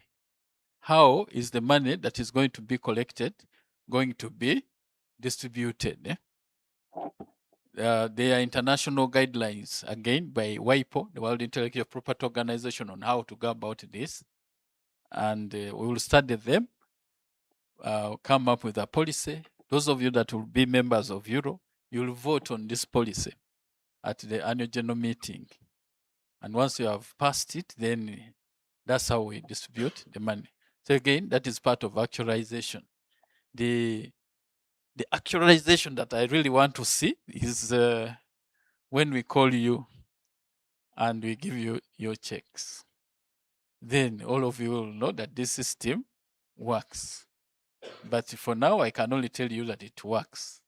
We have received some royalties already for people. So those few people know that it works. But we want the majority of Ugandan writers to know that this is a system that works. I think I've answered all the questions.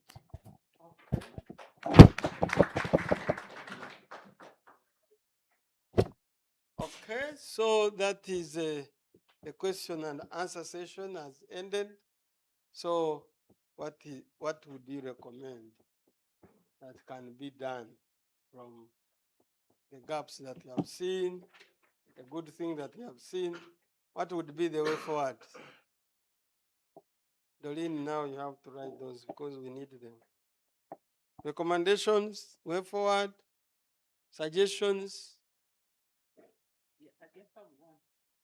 Yes.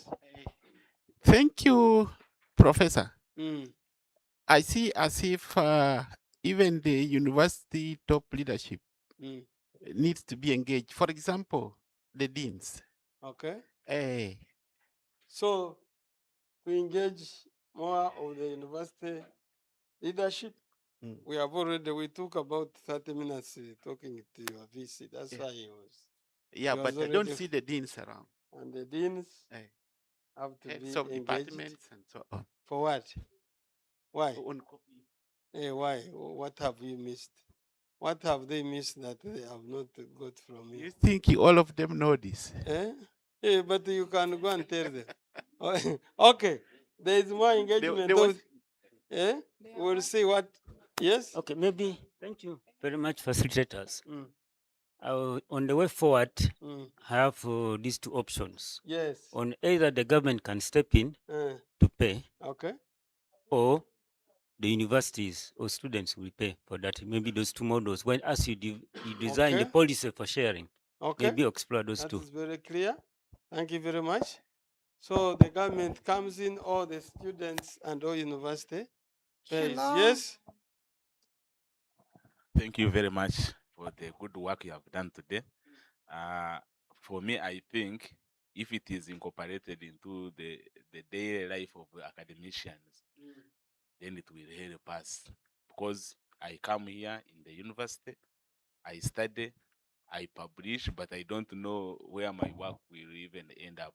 So if it is done to, like, students who are defending, we are in the season of defense. If they have a session like this to orient them on the next steps on what they can do, it can help. Yeah, so would we qualify you as a training of trainers that you can disseminate that information? And yes, that when you are going to meet, you are in orientation now, isn't it? That there is this package. I think the URRO, you can come out with a simple handout about those processes, the needs, so that you can be able to share it, which you can use as a talking point to the students. I think that's good. Right. Thank you so much for the opportunity. So my way forward is, because I never had it in discussions, how I wish you could also add in now the marketing part of it. If someone decides to use the platform of URRO and they subscribe, let it not just end at you allowing them get the money, but also URRO trying to create a platform that can push these materials to get the right people. It means then they can always get more out of it. Charles, you have heard, so you need to. Somebody should not wait for you here. Just go to your website. If he wants to subscribe as a member, he enters, yes, I think that is, yes. Okay. Of course, I'm going to add on what he has said. Marketing is not, the way I've seen, your marketing is not wide, or it is not really enough. You need to marketize this thing to people so that they know what is taking place. And when we are writing on the registration list, you didn't put a column where we should put maybe our emails, so that you send the information you shared today, so that if we are to be the ambassadors, we see how we can share it with other members out there. Dolly, Yeah. what are you going to do? Can you give them another form to give us the names and the emails and contact? You need it. And telephone? No, we need the emails, because telephone is, by the time we put things on WhatsApp and what. So you can borrow from Adrico, can help us with a bigger paper, and that is done. So you direct your staff to pick us. Okay, that's very good. So as a way forward, we need to know, we need to start interaction together, isn't it? Okay. So generally, I see that the idea has sunk in our mind.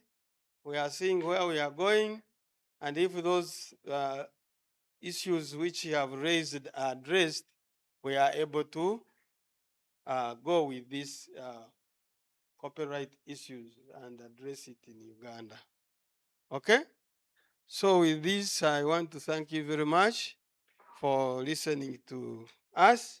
You have received the form that is for UTANA. UTANA is Uganda Textbook Academic Author Association. You become a member to be a member of the, to rub shoulders with other authors. So for example, instead of coming to facilitate here, I would choose one to come and facilitate. So so you need to be a member. Now, this one, Video Misho is a member. So he sits on the board. So one of the worries of the structure of implementation is that if you are a member of UTANA, the views of UTANA which are not going well with URRO, the board member addresses them. Okay? It is different from joining. You can join even if you are a member of UTANA, but you cannot join as a member. But if you are a member, you are only one with your views there. But if he goes there, he goes with the views of 500 members. Huh? And we are also encouraging our members to be to subscribe to URRO. So please don't, even if you don't have money to pay now, our administrator can be able to fill that form and leave it with the gentleman that was seated there. But there are other things that we have said. When he was concluding, he said, when you already have, he has gone. This book,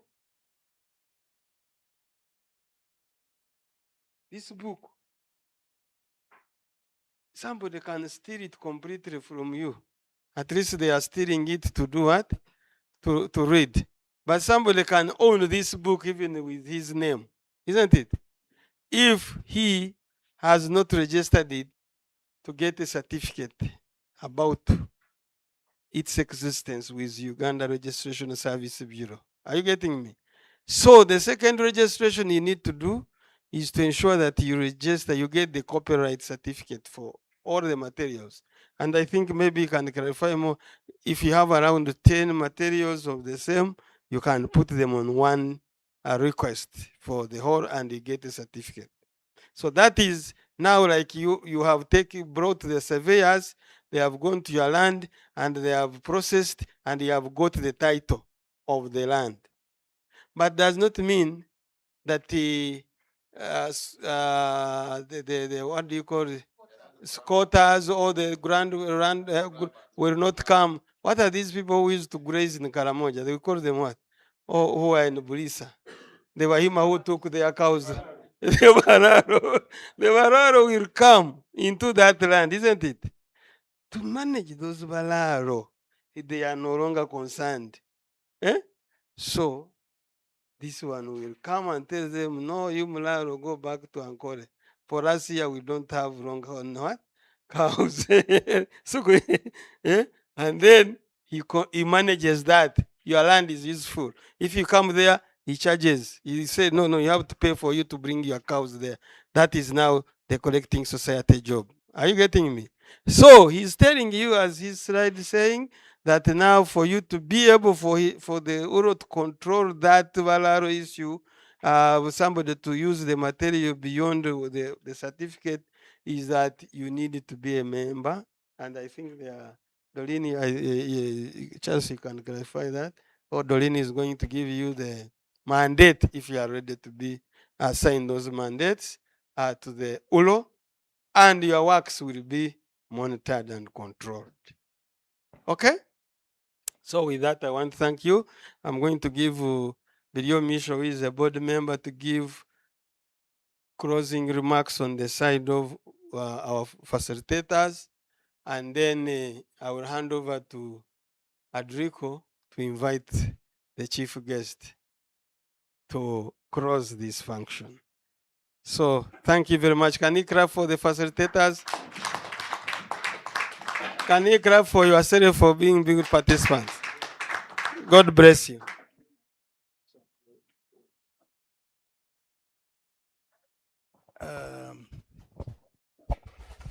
The Vice Chancellor and top administrators, the academic and non-academic staff here, and as well as the student participants. I want to start with a few examples showing how far we have come from. At one time, towards the end of Idi Amin's regime, education was a field that was suffering. Everybody was trying to run away from it. I remember along the journey, even to admit students in the teaching institutions, the TTCs, somebody with 3 8s could join because everybody had run away. I also remember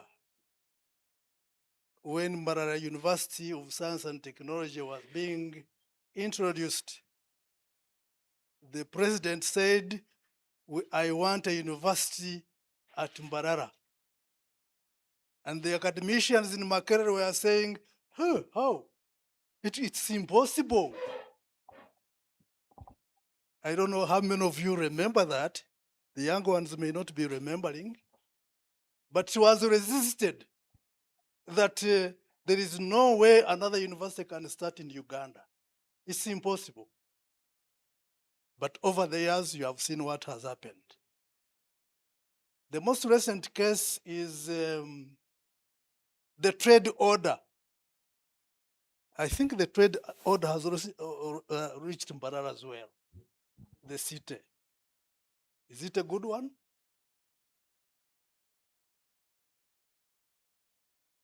Of course, there are victims of it. And there are those who are saying, when we are passing through Mbarara, Mbarara looks very beautiful compared to the chaos that was there previously. All of you know or are conversant with the copyright law when it was being debated in parliament. Was everybody saying, yes, this is the law that we want? Everybody, people were resisting it. People wanted the status quo to remain. But all these are there to streamline activities. And now we have the copyright law and these organizations that you are seeing, URRO, UTANA, they are not there just to punish academicians like those of MUST. They have come in to streamline a few things and there. As you are aware, copyright law is not an interesting news to universities because universities want to maintain the status quo. If we've been copying, we want resources. We want to educate our people. Yeah, but we are saying, hey, no, these are not your products. They are products that belong to other people who have invested in those things.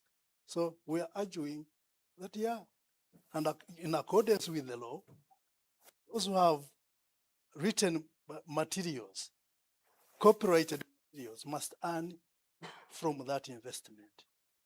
So, ladies and gentlemen, this workshop was intended to sensitize, to make university stakeholders, that this law is there, and so we have to be compliant.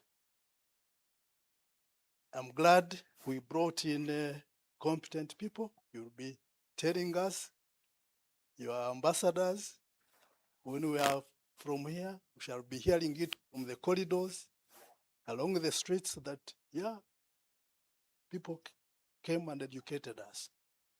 So I want to thank the regulator, URSB. Some of you, or most of you, were meeting URSB on signposts and their offices.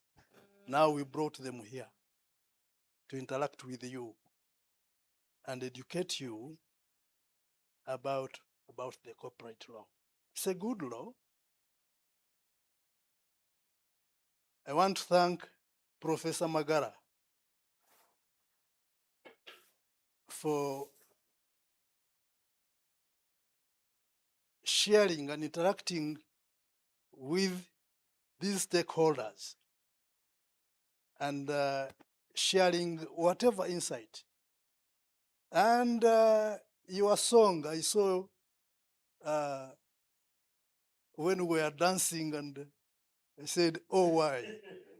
I had sat here for some time and I felt a little bit okay. But that was to maintain the morale and the motivation so that people can continue learning. Learning does not stop. It's a continuous thing. I want to thank URRO through Charles for bringing this information about our company to the stakeholders. When we are planning in the city, we knew that universities are very strong stakeholders in the implementation of this law. So we are asking him, give us a plan. How can we reach universities? And I want to thank you. We are now there. We have reached you people. And we want you to partner with these organizations so that we can, all of us, support and be compliant to the copyright law. I want to thank the students.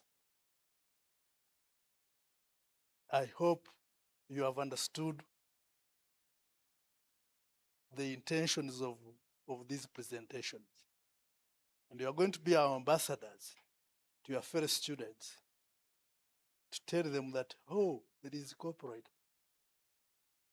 Because the students are as well users and creators of copyright. Want to thank the academic staff. There was, I heard that the deans are not here. Please, the academic staff, non-academic staff who are here, be our ambassadors and tell them that hey, there is something called copyright. We have been enjoying it the whole day since morning. And they will be asking you, hey, copyright, what do you mean? URRO, what's that? Mandates, what are these? Royalties, what are these? So be our ambassadors in disseminating that particular information. The key takeaway is royalties. We need to earn something from our products. The journals, the books we've been writing, and only earning from them promotions. It should go beyond that one so that we can start earning. And not only during our lifetime, even 50 years before, after our passing. I want to thank the administration for hosting us. If it was not because of your permitting us, we wouldn't be here. We would have stopped at the gate there. So I want to thank you that you have done us great. You have given us a good learning environment. And I want to thank all members who attended. Wow, I've not seen anybody running out of us. You've been here listening since morning. Nobody has moved away, because as well as the rights to align with the president's mission of a middle income. Is it 500 billion income? Yeah, if we can get extra coins from royalties, we can contribute to that. So with that, I want to end here, and I thank you. Thank you very much. Thank you very much. Do you still have anything you want to give forward? How about Charles? Just one word. Any message to the people? Because when I handed over the All protocol observed, ladies and gentlemen. As the CEO of URRO, I'm so excited about whatever I went through today. I want to thank you for receiving us warmly. at Mbarara University Science and Technology. Thank you for turning up for this workshop. I'm happy that we're able to pass on a few things of what we know of authorship and copyright. There is much more to learn about these subjects, but in subsequent engagements, because this is not the last one, in subsequent engagements we'll tackle other areas of the law so that because we want you to be functionally literate in this field of copyright, IP, and so on. We look forward to you becoming our members. We look forward to a partnership with the university, especially in as far as compliance, complying with the law, implementing the law is concerned. This law exists for our benefit. If we ignore it, then we'll never benefit. And for years, we'll continue to mourn about how we don't get enough support for our publications, and that the circle will continue. But I believe with the time and also hearing you give us feedback, we have made a milestone actually in terms of your understanding of and appreciation of the idea of copyright and how copyright works. So this copyright law, this time around, should work for us. Uganda has always had a copyright law since the colonial time. In 1964, we revised it to make it national. But I think what changed was the headings there. The 1964 law, in my memory, there is only one matter that was brought to court, but then it was settled out of court. It was a matter related with books. It was between New Styles bookshop then and the publisher of Introduction to Biology, D.G. McKean, which most of you read at school. That matter was settled out of court, but that's the only matter that I'm aware of that came under that law. So maybe either we were very afraid to enforce our rights, or we didn't have systems that could help us to enforce our rights. Then we had the 2006 Act, which repealed the 1964 law.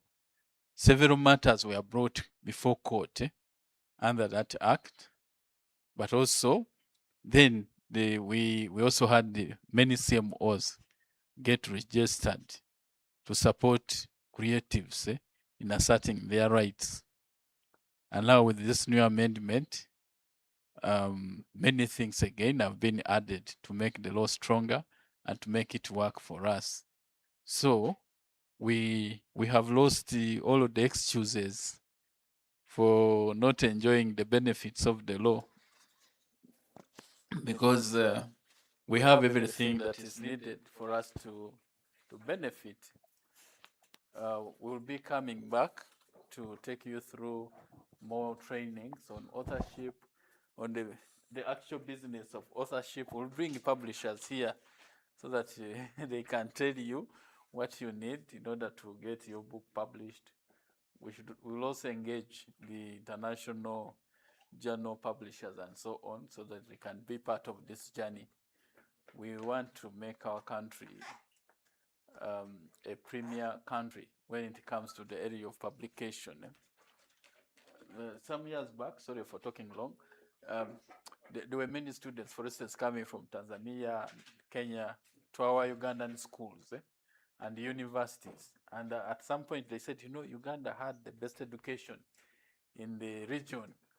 I don't know whether that position still holds, but if it does, we cannot be a country that has the best education in the region when we are the least published.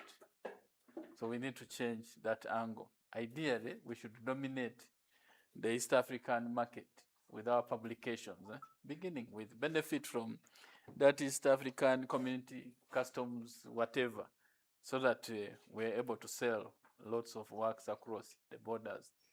Later on, the rest of Africa and the world. I encourage you to continue writing.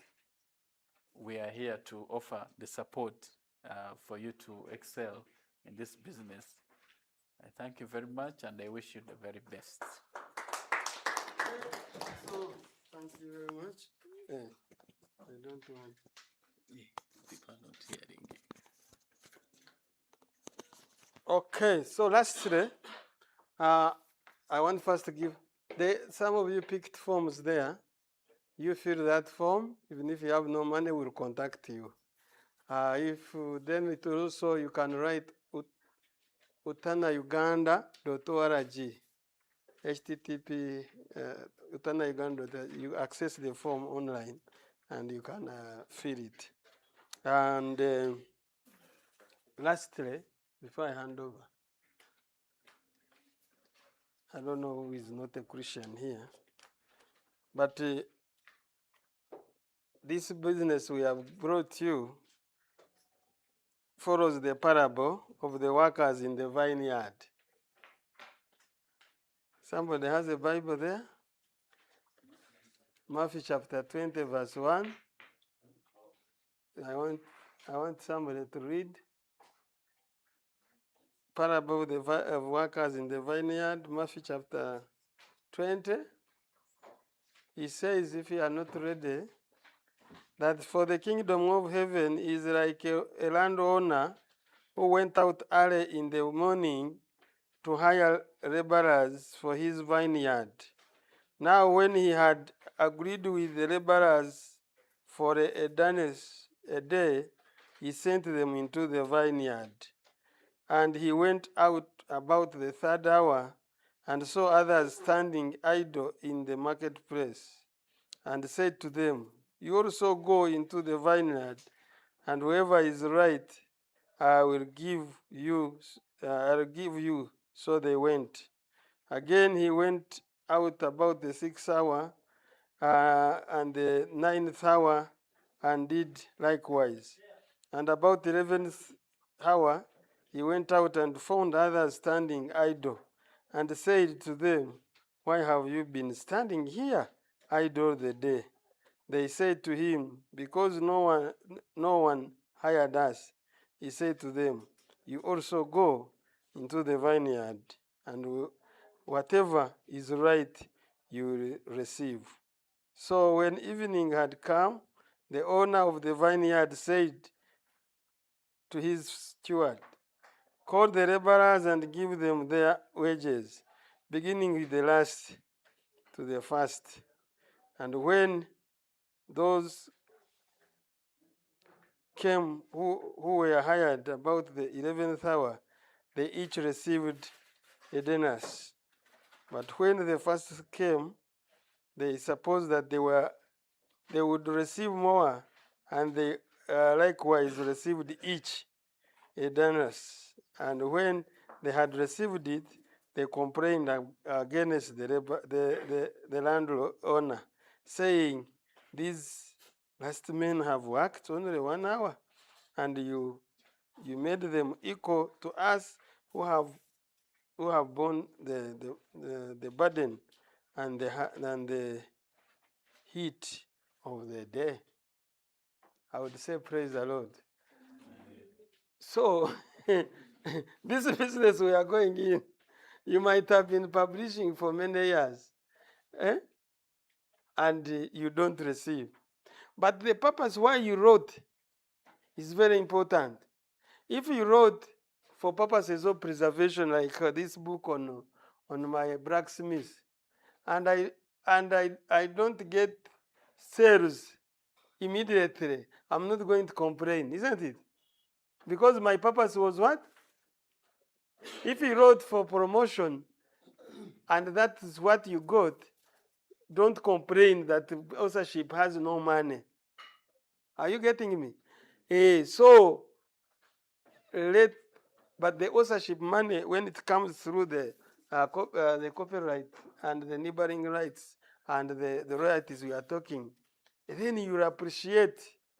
So it does not matter how long you have been in a business, but what matters is that your purpose for authorship will be achieved as you go along.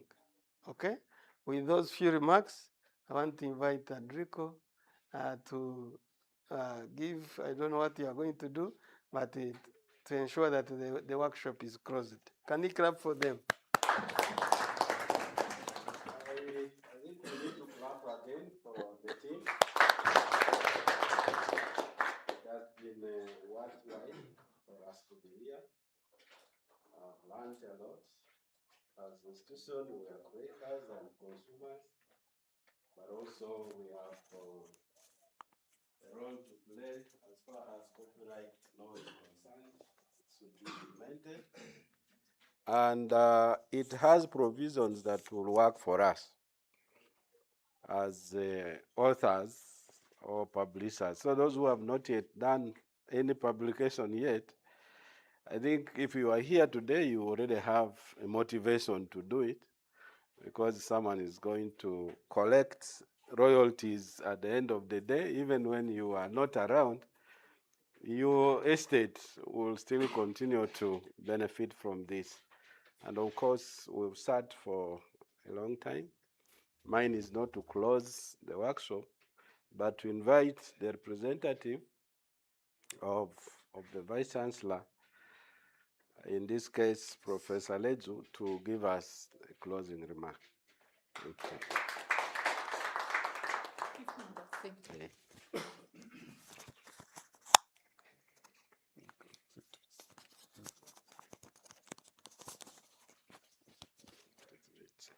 Okay, thank you so much, Wilson. Colleagues, money will come. So, so take heart, be strong.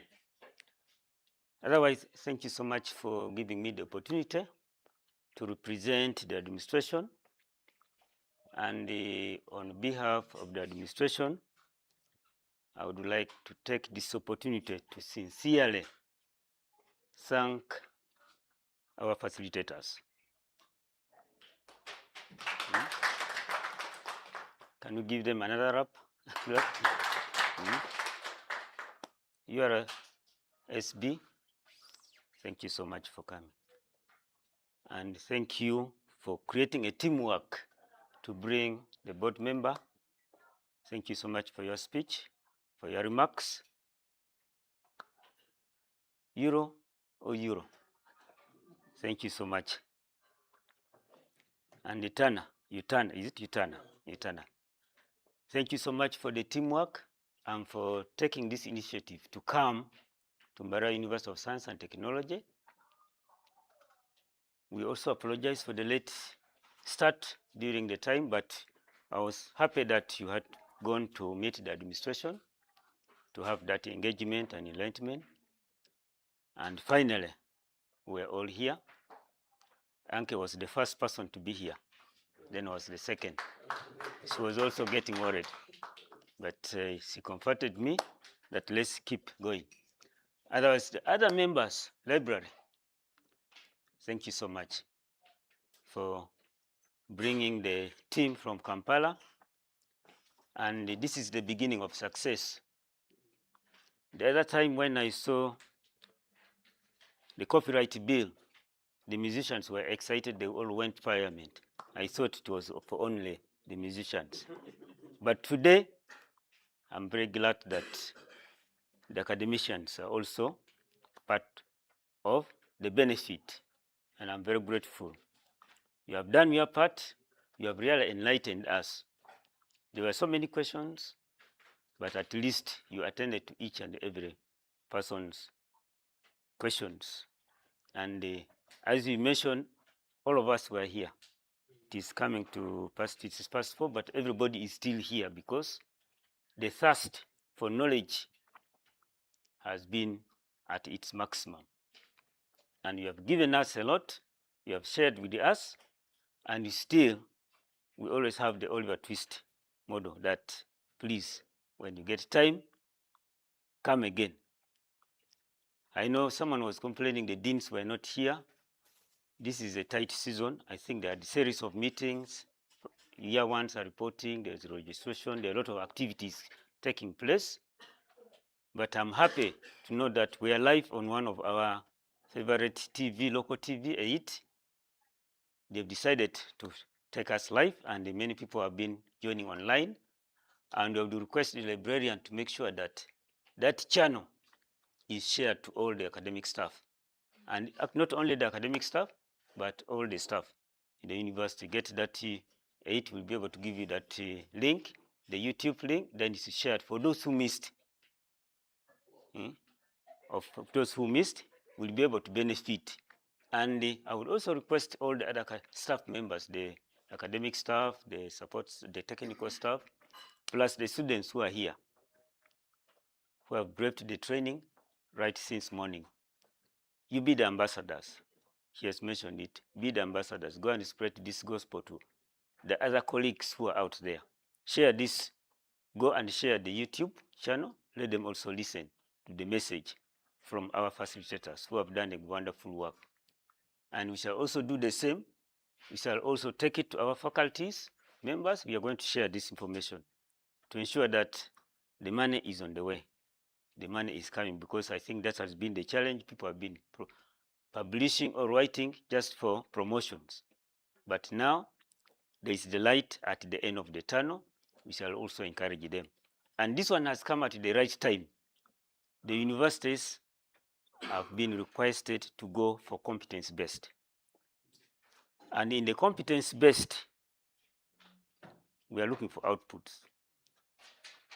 And we shall make sure that we encourage all the students, whoever is doing, whether you're doing a bachelor's degree. I know in most of the departments, they do projects. And we expect that you are now going to do quality projects. And these projects are publishable. You can write a book out of your undergraduate. You have seen many who have published books, undergraduates, masters, same. PhDs, that will be the same. So I think this is an avenue. It is a motivation that now we are going to do quality work, both staff and the students. We shall mentor, we shall do our part to mentor the students. He's one of our PhD students who came up with a product. And I think your product is already in the market. He's already getting, so the money is coming. So we're going to encourage others also to do the same, to make sure that whatever researches or studies we do, let's come up with the outputs, and these outputs should support the communities we serve. And as we do that, we shall now be on the roadmap to the knowledge, the middle income, which we are now moving to the knowledge economy. The knowledge we generate should to translate into outputs or products which can generate income, and which income will support the 10-fold knowledge economy, which we are moving into. So we are very, very grateful. As I proposed earlier, that probably maybe the 2 models which I propose will be, you look into them, that probably the government, from the start, the government can step in, put some money as a revolving fund for the royalties, then as we move along. Because as we propose to improve on the learning, or maybe on the publication system, then we shouldn't also hinder the sharing of knowledge. Because if you say that everything we must pay for it, then we're also going to affect the other side of the learners who may not be able to access some of this knowledge. Because I think the international community had come up with the open access, that all knowledge should be shared.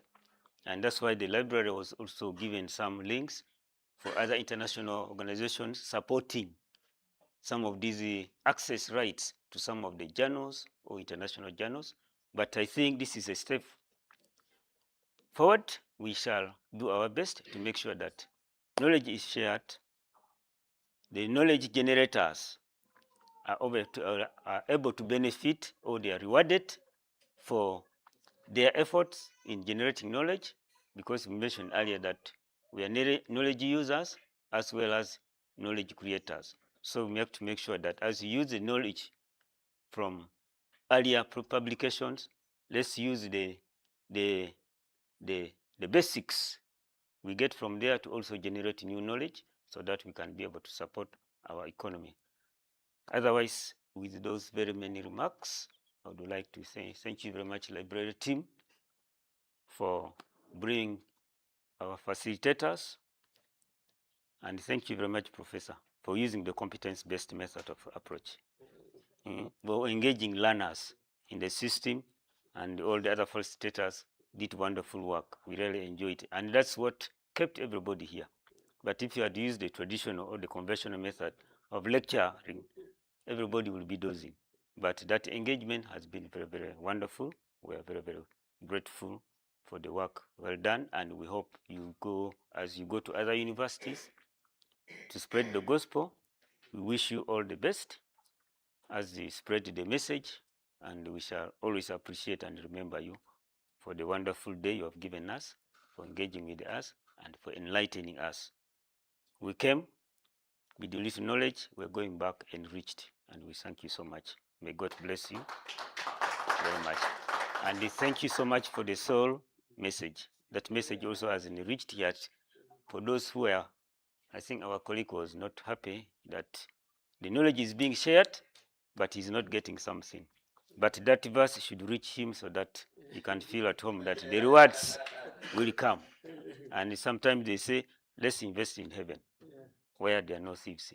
These are earthly things. Thank you so much. Wish you all the best, and enjoy the meal which is prepared for us there. And I will hand over to Jimmy for some. Yeah, before I hand over, by the virtue of powers entrusted to me, I declare this sensitization workshop closed and go in peace. Yeah.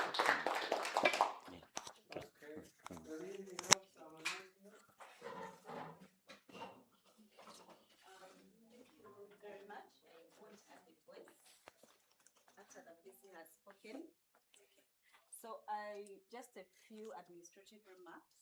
Just to appreciate you for your audience up to this time. So I'll request that as you move out for lunch, don't make that queue, but I request that most of you come here.